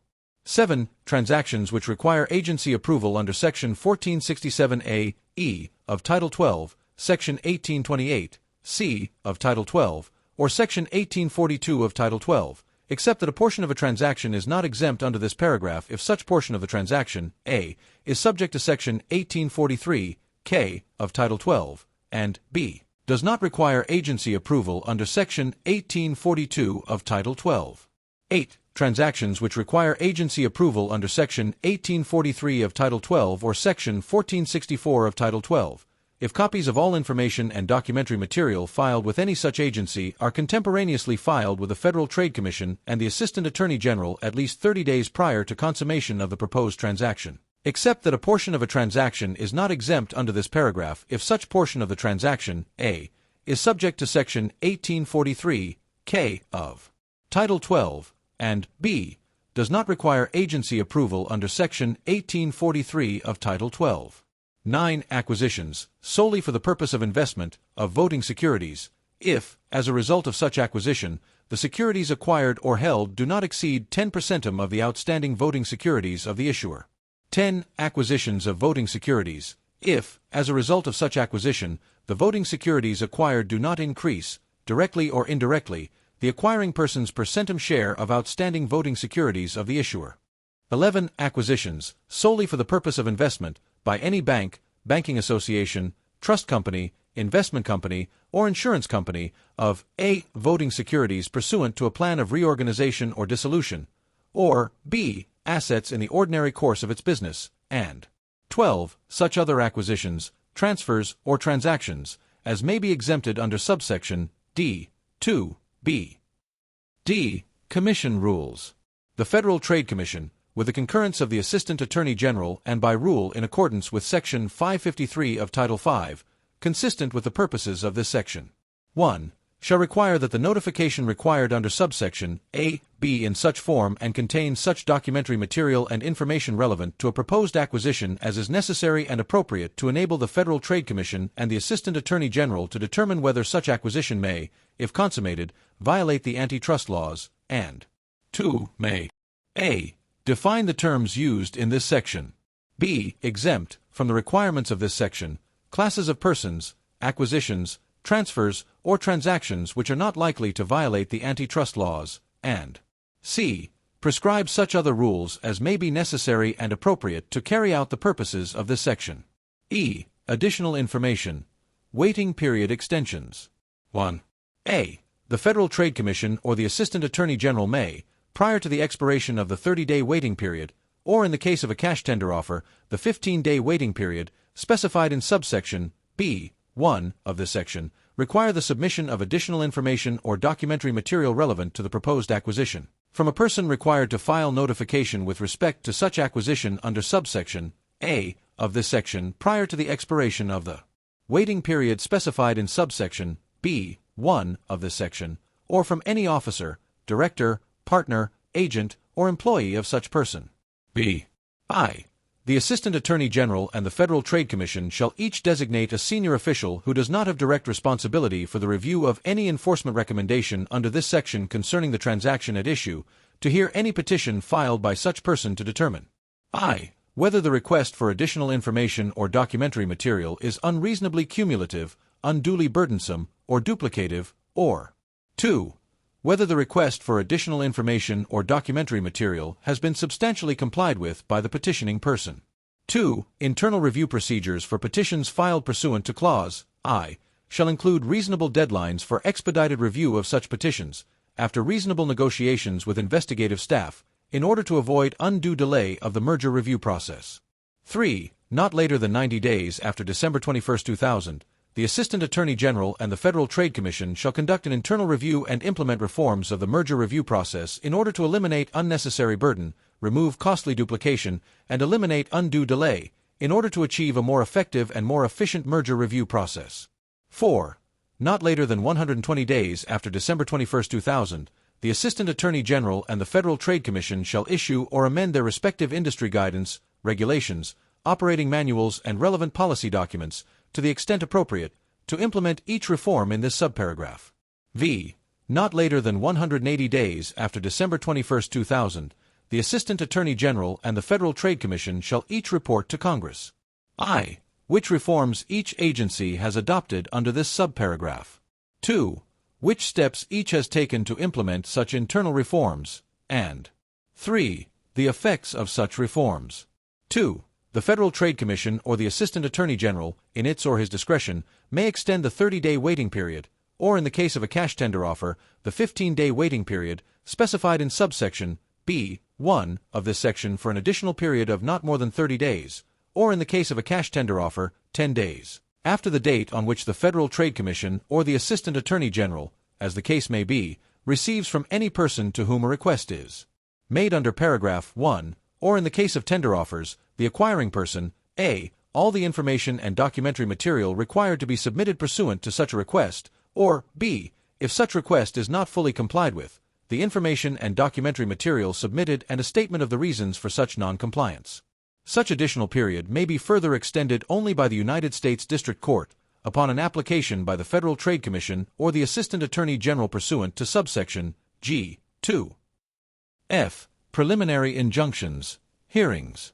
If a proceeding is instituted or an action is filed by the Federal Trade Commission, alleging that a proposed acquisition violates Section 18 of this title, or Section 45 of this title, or an action is filed by the United States, alleging that a proposed acquisition violates such Section 18 of this title, or Section 1 or 2 of this title, and the Federal Trade Commission or the Assistant Attorney General, 1.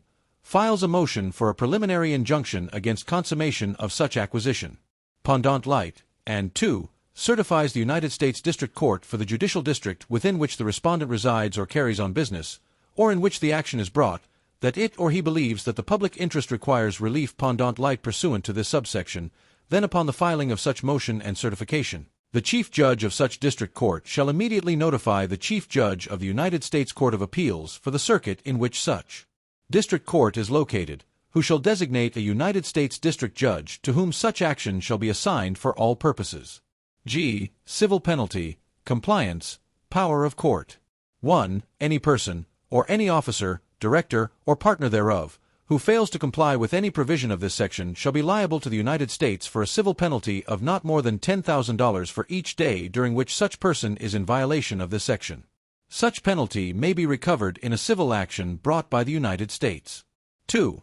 If any person, or any officer, director, partner, agent, or employee thereof, fails substantially to comply with the notification requirement under subsection A, or any request for the submission of additional information or documentary material under subsection E, 1 of this section within the waiting period specified in subsection B, 1, and as may be extended under subsection E, 2, the United States District Court A.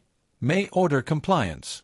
B. shall extend the waiting period specified in subsection B, 1, and as may have been extended under subsection E, 2, until there has been substantial compliance, except that, in the case of a tender offer, the court may not extend such waiting period on the basis of a failure, by the person whose stock is sought to be acquired, to comply substantially with such notification requirement or any such request, and C.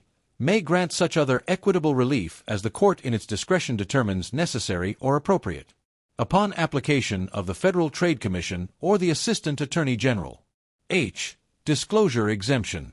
Any information or documentary material filed with the Assistant Attorney General or the Federal Trade Commission pursuant to this section shall be exempt from disclosure under Section 552 of Title V, and no such information or documentary material may be made public, except as may be relevant to any administrative or judicial action or proceeding. Nothing in this section is intended to prevent disclosure to either body of Congress or to any duly authorized committee or subcommittee of the Congress. I. Construction with other laws. 1. Any action taken by the Federal Trade Commission or the Assistant Attorney General, or any failure of the Federal Trade Commission or the Assistant Attorney General to take any action under this section shall not bar any proceeding or any action with respect to such acquisition at any time under any other section of this Act or any other provision of law. 2. Nothing contained in this section shall limit the authority of the Assistant Attorney General or the Federal Trade Commission to secure at any time from any person documentary material, oral testimony, or other information under the Antitrust Civil Process Act, 15 U.S.C. 1311 et seq. The Federal Trade Commission Act, 15 U.S.C. 41 et seq. Or any other provision of law. J. Omitted. K. Extensions of time. If the end of any period of time provided in this section falls on a Saturday, Sunday, or legal public holiday, as defined in Section 6103A of Title V, then such period shall be extended to the end of the next day that is not a Saturday, Sunday, or legal public holiday. October 15, 1914, ch. 323, Section 7A, as added Pub L. 94-435, Title II, Section 201, September 30, 1976, 90 Stat. 1390, amended Pub L. 98-620, Title IV, Section 402, 10, A, November 8, 1984, 98 Stat. 3358, Pub L. 101-73, Title 12, Section 1214, August 9, 1989, 103 Stat. 529, Pub L. 106-102, Title I, Section 133, C, November 12, 1999, 113 Stat. 1383, Pub L. 106-553, Section 1, A, 2. Title VI, Section 630, A, C, D, December 21, 2000, 114 Stat. 2762, 2762A, 108, 2762A 110. 15 U.S. Code Section 18B, Mergers involving foreign government subsidies. A. Definition. In this section, the term foreign entity of concern has the meaning given the term in Section 18741 of Title 42. B. Accounting for foreign government subsidies.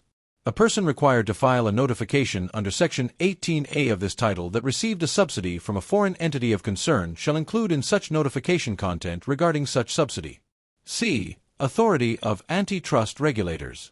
The Federal Trade Commission, with the concurrence of the Assistant Attorney General in charge of the Antitrust Division of the Department of Justice, and in consultation with the chairperson of the Committee on Foreign Investment in the United States, the Secretary of Commerce, the chair of the United States International Trade Commission, the United States Trade Representative, and the heads of other appropriate agencies, and by rule in accordance with Section 553 of Title V, shall require that the notification required under subsection B be in such form and contain such documentary material and information relevant to a proposed acquisition as is necessary and appropriate to enable the Federal Trade Commission and the Assistant Attorney General in charge of the Antitrust Division of the Department of Justice to determine whether such acquisition may, if consummated, violate the antitrust laws. D. Effective date. Subsection B shall take effect on the date on which the rule described in subsection C takes effect. Pub L 117-328, DIVGG, Title II, Section 202, December 29, 2022, 136 Stat 5970. 15 U.S. Code Section 19, Interlocking directorates and officers. 1. No person shall, at the same time, serve as a director or officer in any two corporations, other than banks, banking associations, and trust companies, that are a. Engaged in whole or in part in commerce, and b. By virtue of their business and location of operation, competitors, so that the elimination of competition by agreement between them would constitute a violation of any of the antitrust laws. If each of the corporations has capital, surplus, and undivided profits aggregating more than $10 million as adjusted pursuant to paragraph 5 of this subsection. 2. Notwithstanding the provisions of paragraph 1, simultaneous service as a director or officer in any two corporations shall not be prohibited by this section if a. The competitive sales of either corporation are less than $1 million, as adjusted pursuant to paragraph 5 of this subsection. b. The competitive sales of either corporation are less than 2% of that corporation's total sales, or c. The competitive sales of each corporation are less than 4% of that corporation's total sales. For purposes of this paragraph, competitive sales means the gross revenues for all products and services sold by one corporation in competition with the other, determined on the basis of annual gross revenues for such products and services in that corporation's last completed fiscal year. For the purposes of this paragraph, total sales means the gross revenues for all products and services sold by one corporation over that corporation's last completed fiscal year. 3. The eligibility of a director or officer under the provisions of paragraph 1 shall be determined by the capital, surplus, and undivided profits, exclusive of dividends declared but not paid to stockholders, of each corporation at the end of that corporation's last completed fiscal year. 4. For purposes of this section, the term officer means an officer elected or chosen by the Board of Directors. 5. For each fiscal year commencing after September 30, 1990, the $10 million and $1 million thresholds in this subsection shall be increased or decreased, as of October 1 each year by an amount equal to the percentage increase or decrease in the gross national product, as determined by the Department of Commerce or its successor, for the year then ended over the level so established for the year ending September 30, 1989. As soon as practicable, but not later than January 31 of each year, the Federal Trade Commission shall publish the adjusted amounts required by this paragraph. b. When any person elected or chosen as a director or officer of any corporation subject to the provisions hereof is eligible at the time of his election or selection to act for such corporation in such capacity, his eligibility to act in such capacity shall not be affected by any of the provisions hereof by reason of any change in the capital, surplus, and undivided profits, or affairs of such corporation from whatever cause, until the expiration of 1 year from the date on which the event causing ineligibility occurred.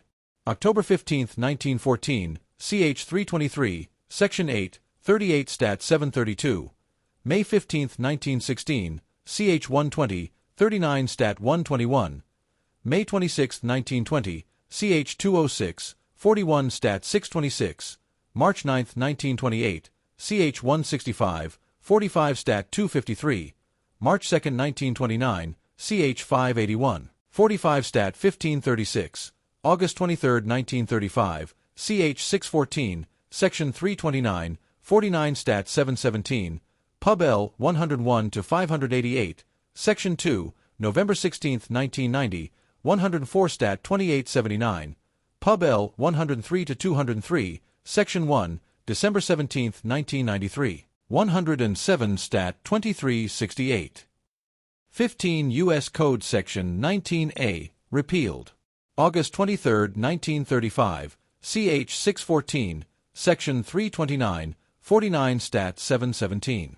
15 U.S. Code Section 20, repealed. Pub L. 101 to 588, Section 3, November 16, 1990, 104 Stat. 2880. 15 U.S. Code Section 21, enforcement provisions. A. Commission, Board, or Secretary authorized to enforce compliance.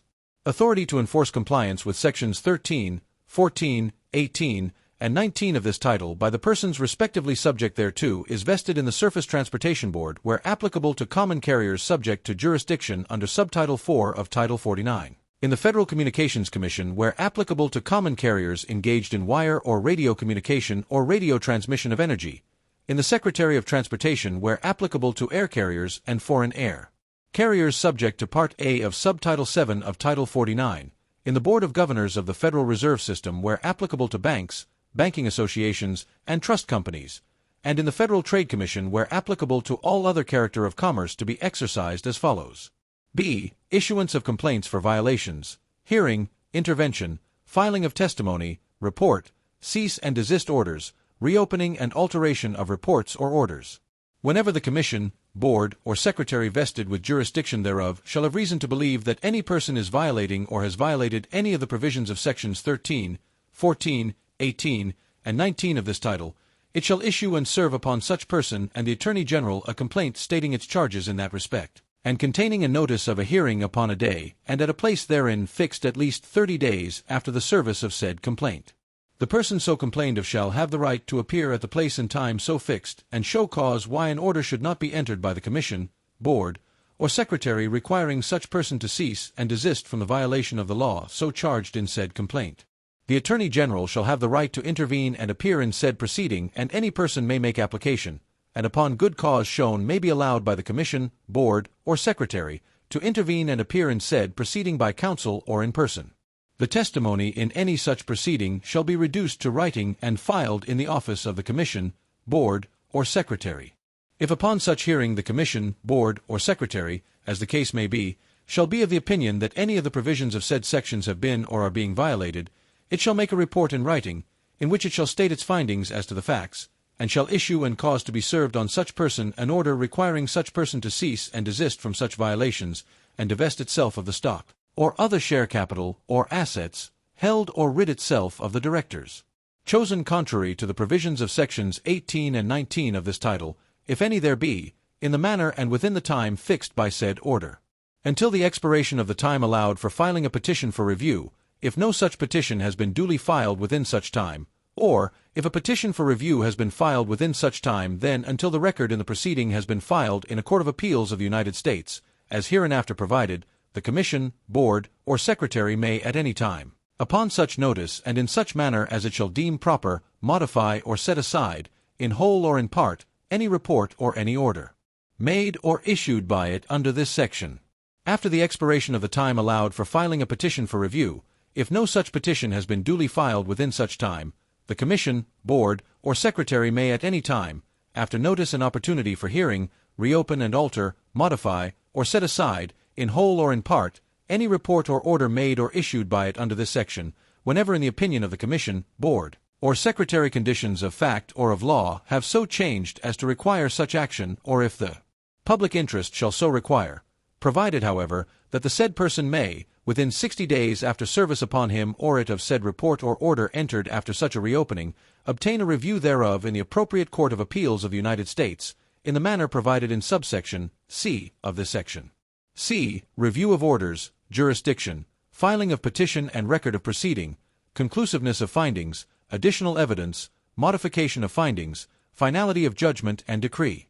Any person required by such order of the Commission, Board, or Secretary to cease and desist from any such violation may obtain a review of such order in the Court of Appeals of the United States for any circuit within which such violation occurred or within which such person resides or carries on business, by filing in the court, within 60 days after the date of the service of such order, a written petition praying that the order of the Commission, Board, or Secretary be set aside.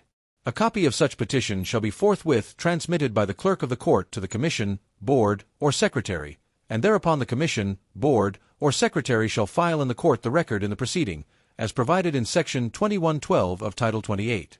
Upon such filing of the petition, the Court shall have jurisdiction of the proceeding and of the question determined therein concurrently with the Commission, Board, or Secretary until the filing of the record, and shall have power to make and enter a decree affirming, modifying, or setting aside the order of the Commission, Board, or Secretary, and enforcing the same to the extent that such order is affirmed, and to issue such writs as are ancillary to its jurisdiction or are necessary in its judgment to prevent injury to the public or to competitors pendant light. The findings of the Commission, Board, or Secretary as to the facts, if supported by substantial evidence, shall be conclusive. To the extent that the order of the Commission, Board, or Secretary is affirmed, the Court shall issue its own order commanding obedience to the terms of such order of the Commission, Board, or Secretary. If either party shall apply to the Court for leave to adduce additional evidence, and shall show to the satisfaction of the Court that such additional evidence is material and that there were reasonable grounds for the failure to adduce such evidence in the proceeding before the Commission, Board, or Secretary, the Court may order such additional evidence to be taken before the Commission, Board, or Secretary, and to be adduced upon the hearing in such manner and upon such terms and conditions as to the Court may seem proper. The Commission, Board, or Secretary may modify its findings as to the facts, or make new findings, by reason of the additional evidence so taken, and shall file such modified or new findings, which if supported by substantial evidence, shall be conclusive, and its recommendation, if any, for the modification or setting aside of its original order, with the return of such additional evidence. The judgment and decree of the Court shall be final, except that the same shall be subject to review by the Supreme Court upon certiorari, as provided in Section 1254 of Title 28. D. Exclusive jurisdiction of Court of Appeals. Upon the filing of the record with its jurisdiction of the Court of Appeals to affirm, enforce, modify, or set aside orders of the Commission, Board, or Secretary shall be exclusive. E. Liability under Antitrust laws. No order of the Commission, Board, or Secretary or judgment of the Court to enforce the same shall in any wise relieve or absolve any person from any liability under the antitrust laws. F. Service of complaints, orders, and other processes. Complaints, orders, and other processes of the Commission, Board, or Secretary under this section may be served by anyone duly authorized by the Commission, Board, or Secretary, either 1. By delivering a copy thereof to the person to be served, or to a member of the partnership to be served, or to the President, Secretary, or other executive officer or a director of the corporation to be served, or 2. By leaving a copy thereof at the residence or the principal office or place of business of such person, or 3. By mailing by registered or certified mail a copy thereof addressed to such person at his or its residence or principal office or place of business. The verified return by the person so serving said complaint, order, or other process setting forth the manner of said service shall be proof of the same, and the return post office receipt for said complaint, order, or other process mailed by registered or certified mail as aforesaid shall be proof of the service of the same. G. Finality of orders generally. Any order issued under subsection B shall become final. 1. Upon the expiration of the time allowed for filing a petition for review, if no such petition has been duly filed within such time, but the Commission, Board, or Secretary may thereafter modify or set aside its order to the extent provided in the last sentence of subsection B, or 2. Upon the expiration of the time allowed for filing a petition for certiorari, if the order of the Commission, Board, or Secretary has been affirmed, or the petition for review has been dismissed by the Court of Appeals, and no petition for certiorari has been duly filed, or 3. Upon the denial of a petition for certiorari, if the order of the Commission, Board, or Secretary has been affirmed or the petition for review has been dismissed by the Court of Appeals, or 4. Upon the expiration of 30 days from the date of issuance of the mandate of the Supreme Court, if such court directs that the order of the Commission, Board, or secretary be affirmed or the petition for review be dismissed.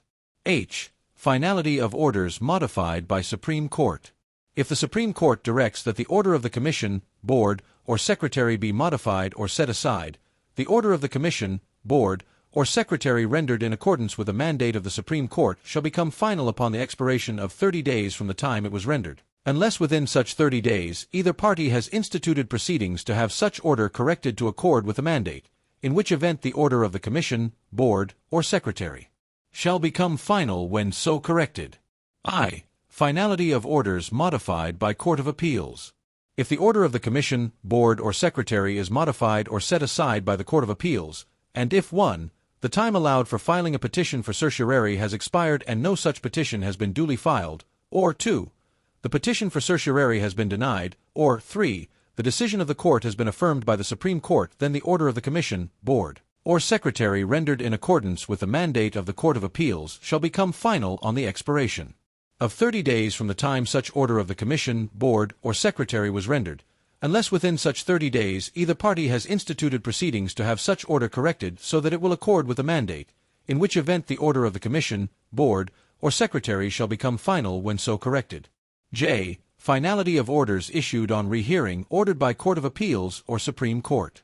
If the Supreme Court orders a rehearing, or if the case is remanded by the Court of Appeals to the Commission, Board, or Secretary for a rehearing, and if 1. The time allowed for filing a petition for certiorari has expired, and no such petition has been duly filed, or 2. The petition for certiorari has been denied, or 3. The decision of the court has been affirmed by the Supreme Court, then the order of the Commission, Board, or Secretary rendered upon such rehearing shall become final in the same manner as though no prior order of the Commission, Board, or Secretary had been rendered. K. Mandate defined. As used in this section, the term mandate, in case a mandate has been recalled prior to the expiration of 30 days from the date of issuance thereof, means the final mandate. L. Penalties. Any person who violates any order issued by the Commission, Board, or Secretary under subsection B, after such order has become final, and while such order is in effect, shall forfeit and pay to the United States a civil penalty of not more than $5,000 for each violation, which shall accrue to the United States and may be recovered in a civil action brought by the United States. Each separate violation of any such order shall be a separate offense, except that in the case of a violation through continuing failure or neglect to obey a final order of the Commission, Board, or Secretary, each day of continuance of such failure or neglect shall be deemed a separate offense. October 15, 1914, ch. 323, Section 11, 38 Stat. 734, June 19, 1934, ch. 652, Title 7, Section 702, d. Formerly Title 6, Section 602, d. 48 Stat. 1102, renumbered Pub L. 98 to 549, Section 6, a. October 30, 1984, 98 Stat. 2804, August 23, 1935, ch. 614, Section 203, a. 49 Stat. 704, June 23, 1938, ch. 601, Section 1107, g. 52 Stat. 1028, June 25, 1948, ch. 646, Section 32, a. 62 Stat. 991, May 24, 1949, ch. 139, Section 127, 63 Stat. 107, December 29, 1950, ch. 1184, 64 Stat. 1125, Pub L. 85 to 726, Title 14, Section 1401, b. August 23, 1958, 72 Stat. 806, Pub.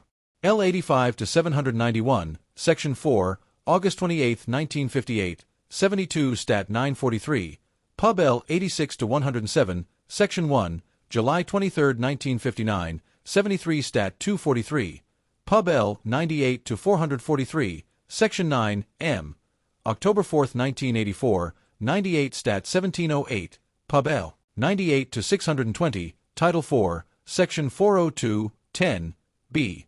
November 8, 1984, 98 Stat. 3358, Pub L. 104 to 88, Title 3, Section 318, 2, December 29, 1995, 109 Stat. 949.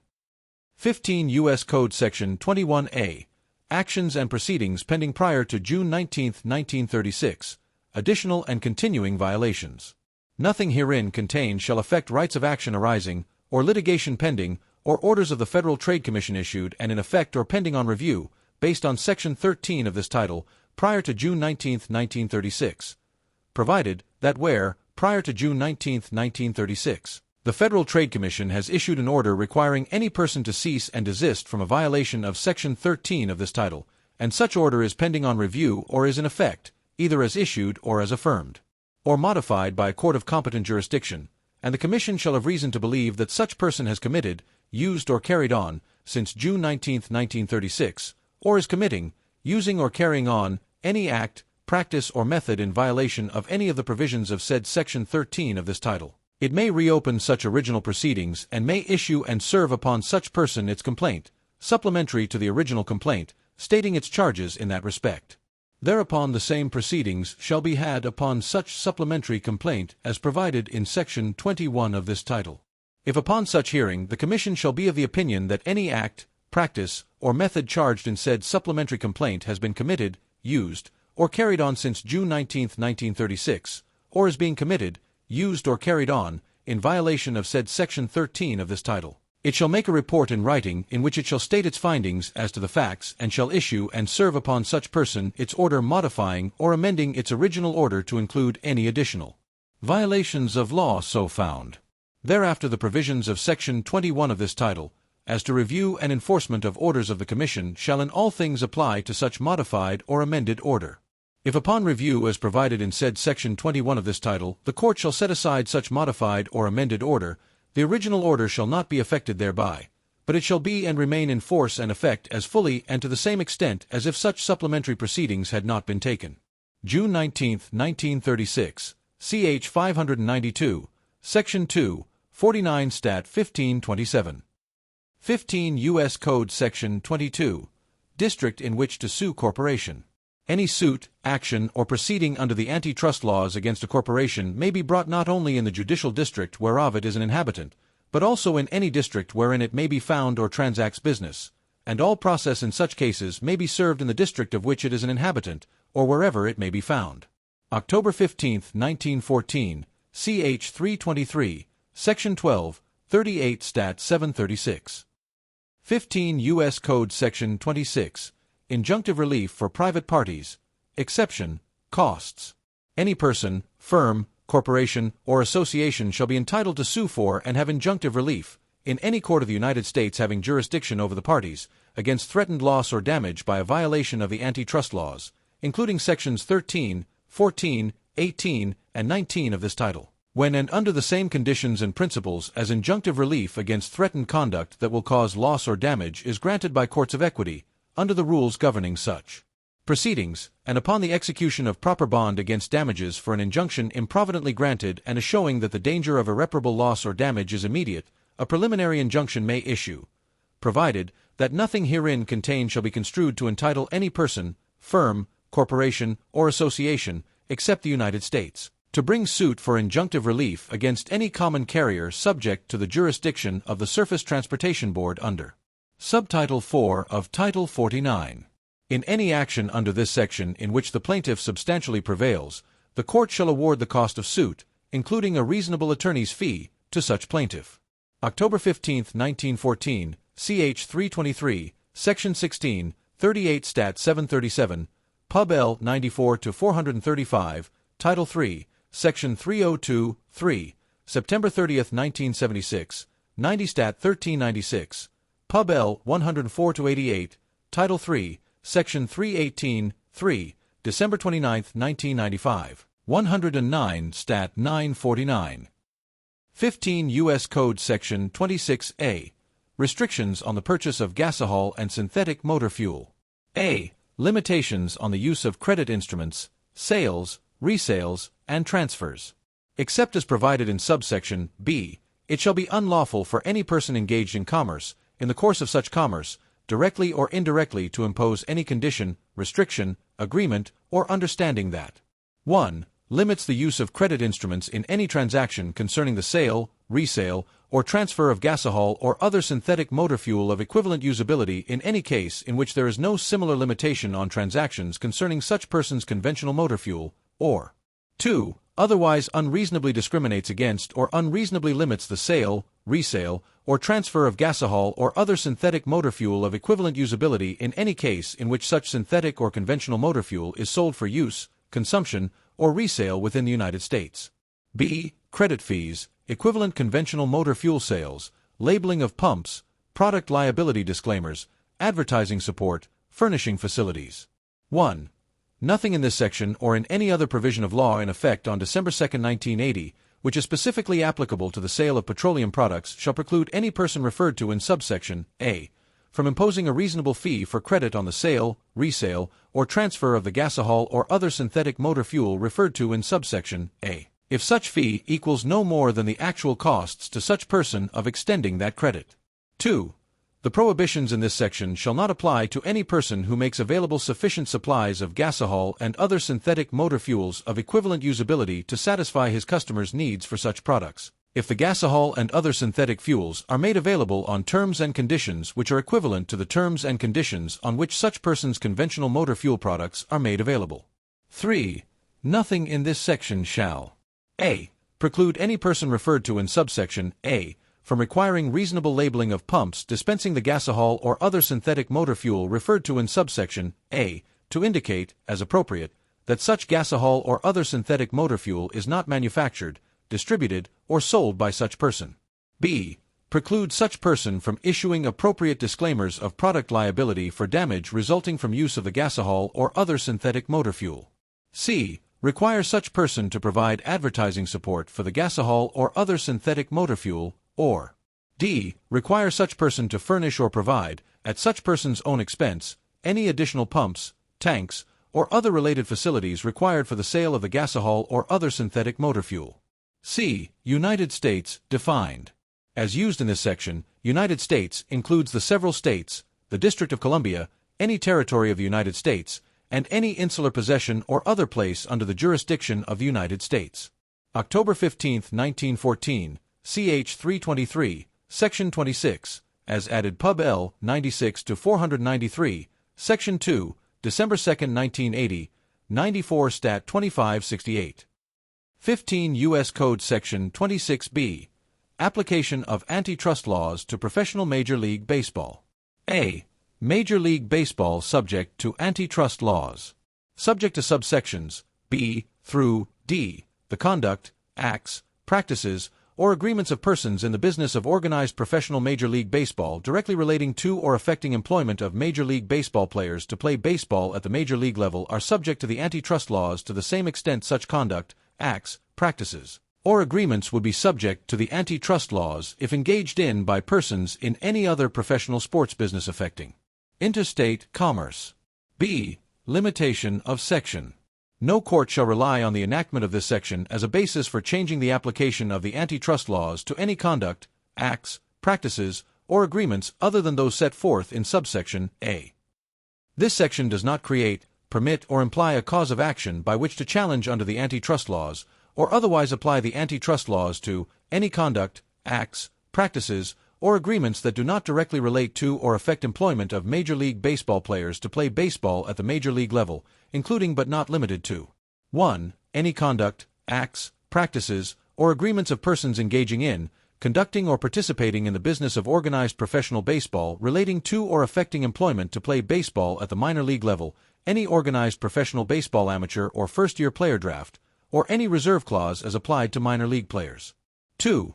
The agreement between organized professional Major League Baseball teams and the teams of the National Association of Professional Baseball Leagues, commonly known as the Professional Baseball Agreement, the relationship between organized professional Major League Baseball and organized professional minor league baseball, or any other matter relating to organized professional baseball's minor leagues. 3. Any conduct, acts, practices, or agreements of persons engaging in, conducting or participating in the business of organized professional baseball relating to or affecting franchise expansion, location or relocation, franchise ownership issues, including ownership transfers, the relationship between the office of the commissioner and franchise owners, the marketing or sales of the entertainment product of organized professional baseball and the licensing of intellectual property rights owned or held by organized professional baseball teams individually or collectively. 4. Any conduct, acts, practices, or agreements protected by Public Law 87-331, 15 U.S.C. Section 1291 etc. Commonly known as the Sports Broadcasting Act of 1961. 5. The relationship between persons in the business of organized professional baseball and umpires or other individuals who are employed in the business of organized professional baseball by such persons, or 6. Any conduct, acts, practices, or agreements of persons not in the business of organized professional Major League Baseball. C. Standing to sue. Only a Major League Baseball player has standing to sue under this section. For the purposes of this section, a Major League Baseball player is 1. A person who is a party to a Major League player's contract, or is playing baseball at the Major League level, or 2.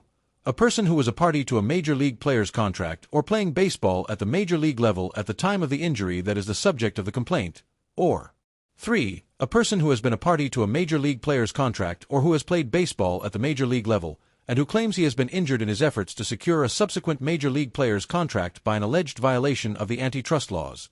Provided, however, that for the purposes of this paragraph, the alleged antitrust violation shall not include any conduct, acts, practices, or agreements of persons in the business of organized professional baseball relating to or affecting employment to play baseball at the minor league level, including any organized professional baseball amateur or first-year player draft, or any reserve clause as applied to minor league players, or 4. A person who was a party to a Major League player's contract or who was playing baseball at the Major League level at the conclusion of the last full championship season immediately preceding the expiration of the last collective bargaining agreement between persons in the business of organized professional Major League Baseball and the exclusive collective bargaining representative of Major League Baseball players.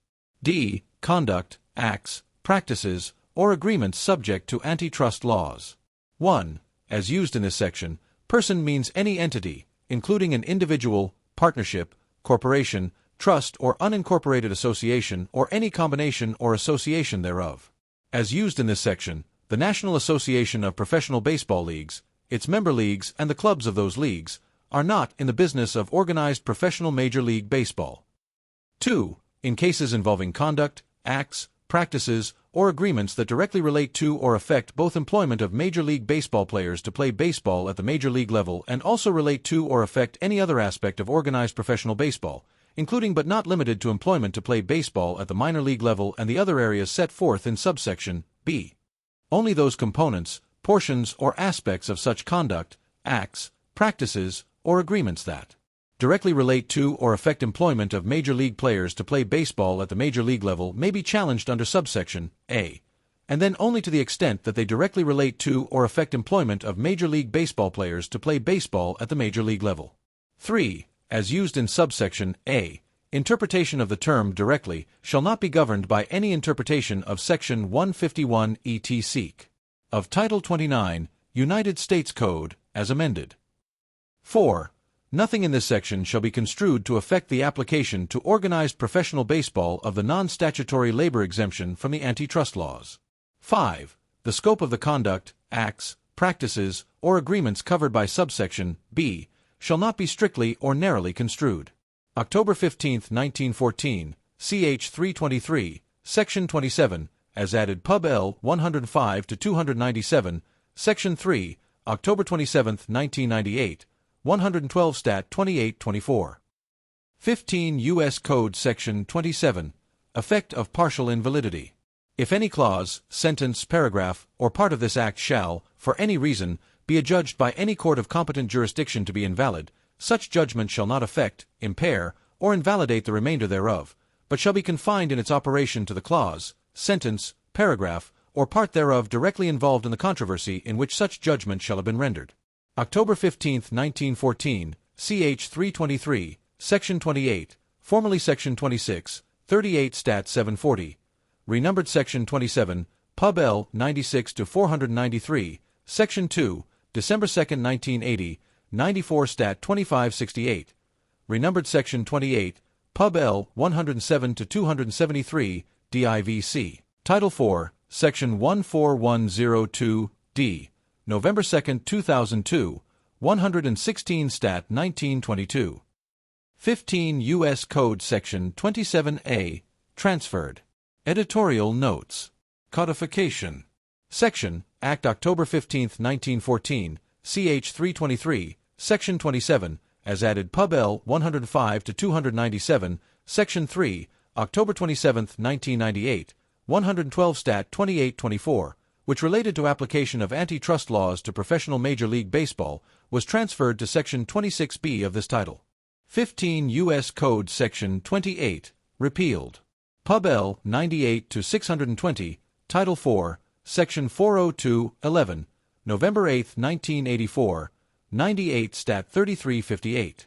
Section, Acts February 11, 1903, ch. 544, Section 1, 32 Stat 823, June 25, 1910, ch. 428, 36 Stat 854, March 3, 1911, ch. 231, Section 291, 36 Stat 1167, April 6, 1942, ch. 210, Section 1, 56 Stat 198, June 25, 1948, ch. 646, Section 32a, 62 Stat 991, May 24, 1949, ch. 139, Section 127, 63 Stat 107, December 21, 1974, Pub L 93 to 528, Section 4, 88 Stat 1708, related to expedition of actions by the United States involving general public importance. Statutory notes and related subsidiaries. Effective date of repeal. Repeal not applicable to cases pending on November 8, 1984. See Section 403 of Pub L 98 to 620, set out as an effective date note under Section 1657 of Title 28, Judiciary and Judicial Procedure. 15 U.S. Code Section 29, Appeals. A. Court of Appeals, review by Supreme Court.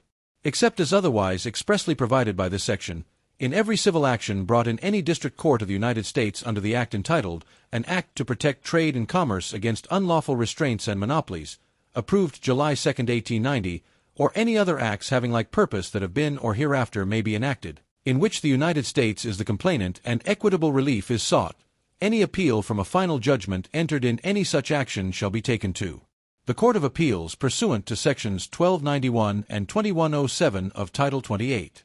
Any appeal from an interlocutory order entered in any such action shall be taken to the Court of Appeals pursuant to Sections 1292, A, 1, and 2107 of Title 28, but not otherwise.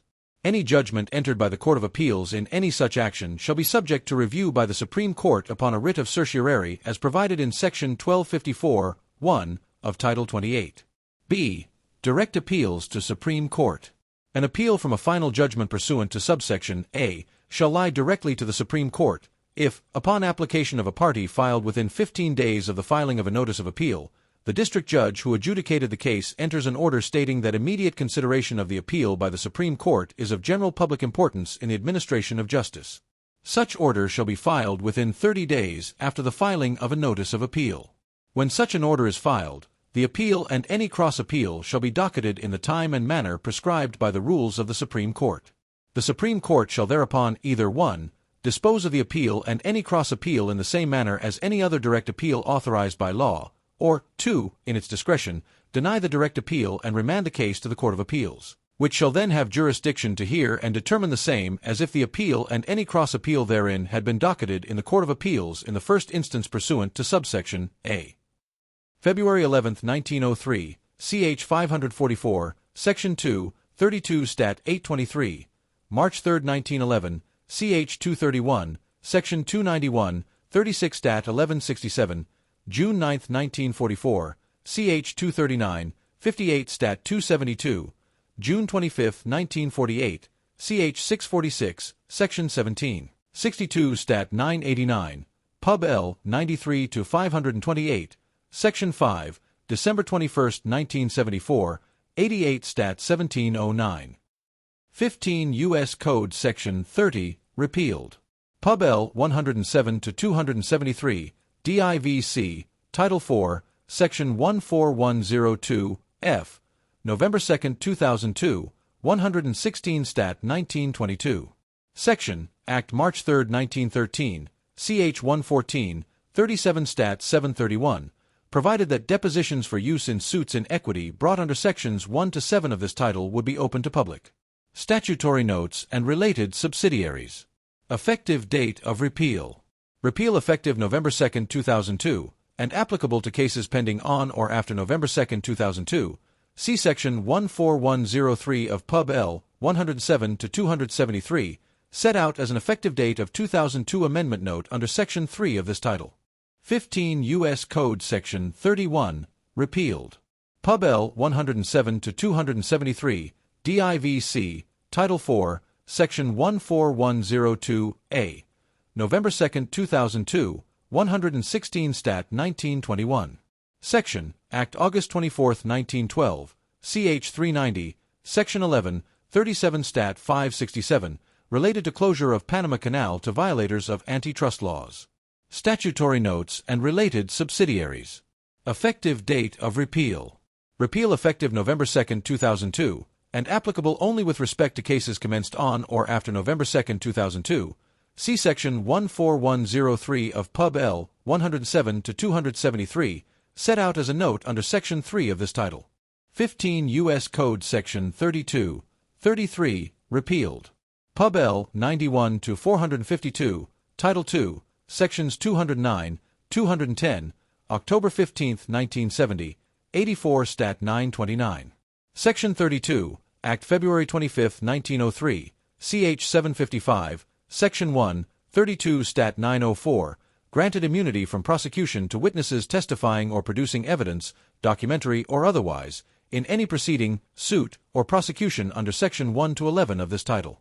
See Section 6001 et seq. Of Title 18, Crimes and Criminal Procedure. Section 33, Act June 30, 1906, CH 3920, 34 Stat 798, provided that, under the immunity provisions of former Section 32 of this title, immunity was to extend only to a natural person who, in obedience to a subpoena, testified or produced evidence. Statutory notes and related subsidiaries. Effective date of repeal. Repeal effective on 60th day following October 15, 1970. See Section 260 of Pub L. 91 to 452, set out as an effective date. Savings provision note under Section 6001 of Title 18, Crimes and Criminal Procedure. Savings provision. Repeal of sections by Pub L. 91 to 452 not to affect any immunity to which any individual was entitled under sections by reason of any testimony given before the 60th day following October 15, 1970. See Section 260 of Pub L. 91 to 452, set out as an effective date. Savings provision note under Section 6001 of Title 18, Crimes and Criminal Procedure. 15 U.S. Code Section 34. Definitions applicable to Sections 34 to 36. For purposes of Sections 34 to 36 of this title. 1. The term local government means a city, county, parish, town, township, village, or any other general function governmental unit established by state law, or b. a school district, sanitary district, or any other special function governmental unit established by state law in one or more states. 2. The term person has the meaning given it in subsection A of the first section of the Clayton Act, 15 U.S.C. 12, A, but does not include any local government as defined in paragraph 1 of this section, and 3. The term state has the meaning given it in section 4G, 2 of the Clayton Act, 15 U.S.C. 15G, 2. Pub L. 98 to 544, Section 2, October 24, 1984, 98 Stat 2750. 15 U.S. Code Section 35, Recovery of Damages, etc., for antitrust violations from any local government or official or employee thereof acting in an official capacity. A. Prohibition in general. No damages, interest on damages, costs, or attorney's fees may be recovered under Section 4, 4A, or 4C of the Clayton Act, 15 U.S.C. 15, 15A, or 15C, from any local government, or official or employee thereof acting in an official capacity. B. Preconditions for attachment of prohibition, prima facie evidence for non-application of prohibition. Subsection A shall not apply to cases commenced before the effective date of this Act unless the defendant establishes and the court determines, in light of all the circumstances, including the stage of litigation and the availability of alternative relief under the Clayton Act, that it would be inequitable not to apply this subsection to a pending case. In consideration of this section, existence of a jury verdict, district court judgment, or any stage of litigation subsequent thereto, shall be deemed to be prima facie evidence that subsection A shall not apply. Pub. L. 98 to 544, Section 3, October 24, 1984, 98 Stat. 2750. 15 U.S. Code Section 36, Recovery of Damages, etc., for antitrust violations on claim against person based on official action directed by local government or official or employee thereof acting in an official capacity. A. Prohibition in general.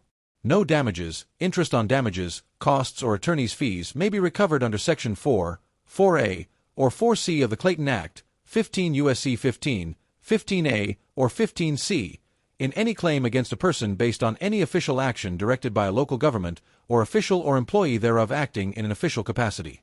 B. Non-application of prohibition for cases commenced before effective date of provisions. Subsection A shall not apply with respect to cases commenced before the effective date of this Act. Pub. L. 98 to 544, Section 4, October 24, 1984, 98 Stat. 2750. 15 U.S. Code Section 37, Immunity from Antitrust Laws. A. Inapplicability of antitrust laws.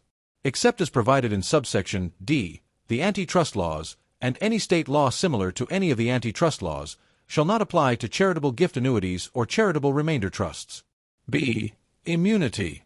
Except as provided in subsection D, any person subjected to any legal proceeding for damages, injunction, penalties, or other relief of any kind under the antitrust laws, or any state law similar to any of the antitrust laws, on account of setting or agreeing to rates of return or other terms for, negotiating, issuing, participating in, implementing, or otherwise being involved in the planning, issuance, or payment of charitable gift annuities or charitable remainder trusts shall have immunity from suit under the antitrust laws, including the right not to bear the cost, burden, and risk of discovery and trial for the conduct set forth in this subsection. C. Treatment of certain annuities and trusts. Any annuity treated as a charitable gift annuity, or any trust treated as a charitable remainder trust, either 1. In any filing by the donor with the Internal Revenue Service, or 2. In any schedule, form, or written document provided by or on behalf of the donee to the donor, shall be conclusively presumed for the purposes of this section and Section 37A of this title to be respectively a charitable gift annuity or a charitable remainder trust, unless there has been a final determination by the Internal Revenue Service that, for fraud or otherwise, the donor's annuity or trust did not qualify respectively as a charitable gift annuity or charitable remainder trust when created. D. Limitation. Subsections A and B shall not apply with respect to the enforcement of a state law similar to any of the antitrust laws, with respect to charitable gift annuities or charitable remainder trusts created after the state enacts a statute, not later than December 8, 1998, that expressly provides that subsections A and B shall not apply with respect to such charitable gift annuities and such charitable remainder trusts. Pub. L. 104-63, Section 2, December 8, 1995, 109 Stat. 687, Pub. L. 105-26, Section 2-1, July 3, 1997, 111 Stat. 241. 15 U.S. Code Section 37A. Definitions. For purposes of this section and Section 37 of this title. 1. Antitrust laws. The term antitrust laws has the meaning given it in subsection A of Section 12 of this title, except that such term includes Section 45 of this title to the extent that such Section 45 applies to unfair methods of competition. 2. Charitable remainder trust. The term charitable remainder trust has the meaning given it in Section 664D of Title 26. 3. Charitable gift annuity. The term charitable gift annuity has the meaning given it in Section 501(m)(5) of Title 26. 4. Final determination. The term final determination includes an Internal Revenue Service determination, after exhaustion of donors' and donees' administrative remedies, disallowing the donor's charitable deduction for the year in which the initial contribution was made because of the donee's failure to comply at such time with the requirements of Section 501(m)(5) or 664(d), respectively, of Title 26. 5. Person. The term person has the meaning given it in subsection A of Section 12 of this title. 6. State. The term state has the meaning given it in Section 15G(2) of this title. Pub. L. 104-63, Section 3, December 8, 1995, 109 Stat. 687, Pub. L. 105-26, Section 2-2, July 3, 1997, 111 Stat. 242. 15 U.S. Code Section 37B, Confirmation of Antitrust Status of Graduate Medical Resident Matching Programs. A. Findings and Purposes. 1. Findings. Congress makes the following findings. A. For over 50 years, most United States medical school seniors and the large majority of graduate medical education programs, popularly known as residency programs, have chosen to use a matching program to match medical students with residency programs to which they have applied. These matching programs have been an integral part of an educational system that has produced the finest physicians and medical researchers in the world. B. Before such matching programs were instituted, medical students often felt pressure, at an unreasonably early stage of their medical education, to seek admission to, and accept offers from, residency programs. As a result, medical students often made binding commitments before they were in a position to make an informed decision about a medical specialty or a residency program, and before residency programs could make an informed assessment of students' qualifications. This situation was inefficient, chaotic, and unfair, and it often led to placements that did not serve the interests of either medical students or residency programs. C. The original matching program, now operated by the independent non-profit National Resident Matching Program and popularly known as the Match, was developed and implemented more than 50 years ago in response to widespread student complaints about the prior process. This program includes on its board of directors individuals nominated by medical student organizations as well as by major medical education and hospital associations. D. The match uses a computerized mathematical algorithm, as students had recommended, to analyze the preferences of students and residency programs and match students with their highest preferences from among the available positions in residency programs that listed them. Students thus obtain a residency position in the most highly ranked program on their list that has ranked them sufficiently high among its preferences. Each year, about 85% of participating United States medical students secure a place in one of their top 3 residency program choices. E. Antitrust lawsuits challenging the matching process, regardless of their merit or lack thereof, have the potential to undermine this highly efficient, pro-competitive, and long-standing process. The costs of defending such litigation would divert the scarce resources of our country's teaching hospitals and medical schools from their crucial missions of patient care, physician training, and medical research. In addition, such costs may lead to abandonment of the matching process, which has effectively served the interests of medical students, teaching hospitals, and patients for over half a century. 2. Purposes. It is the purpose of this section to A. Confirm that the antitrust laws do not prohibit sponsoring, conducting, or participating in a graduate medical education residency matching program, or agreeing to do so, and B. Ensure that those who sponsor, conduct, or participate in such matching programs are not subjected to the burden and expense of defending against litigation that challenges such matching programs under the antitrust laws. B. Application of antitrust laws to graduate medical education residency matching programs. 1. Definitions. In this subsection, A. Antitrust laws. The term antitrust laws I has the meaning given such term in subsection A of Section 12 of this title, except that such term includes Section 45 of this title to the extent such Section 45 applies to unfair methods of competition, and 2. Includes any state law similar to the laws referred to in Clause I. B. Graduate Medical Education Program. The term Graduate Medical Education Program means I. A residency program for the medical education and training of individuals following graduation from medical school. 2. A program, known as a specialty or subspecialty fellowship program, that provides more advanced training, and 3. An institution or organization that operates, sponsors, or participates in such a program. C. Graduate Medical Education Residency Matching Program. The term a Graduate Medical Education Residency Matching Program means a program, such as those conducted by the National Resident Matching Program, that, in connection with the admission of students to graduate medical education programs, uses an algorithm and matching rules to match students in accordance with the preferences of students and the preferences of graduate medical education programs. D. Student. The term student means any individual who seeks to be admitted to a graduate medical education program. 2. Confirmation of antitrust status. It shall not be unlawful under the antitrust laws to sponsor, conduct, or participate in a graduate medical education residency matching program, or to agree to sponsor, conduct, or participate in such a program. Evidence of any of the conduct described in the preceding sentence shall not be admissible in federal court to support any claim or action alleging a violation of the antitrust laws. 3. Applicability. Nothing in this section shall be construed to exempt from the antitrust laws any agreement on the part of two or more graduate medical education programs to fix the amount of the stipend or other benefits received by students participating in such programs. C. Effective date. This section shall take effect on April 10, 2004, shall apply to conduct whether it occurs prior to, on, or after April 10, 2004, and shall apply to all judicial and administrative actions or other proceedings pending on April 10, 2004. Pub L 108-218, Title II, Section 207, April 10, 2004, 118 Stat 611.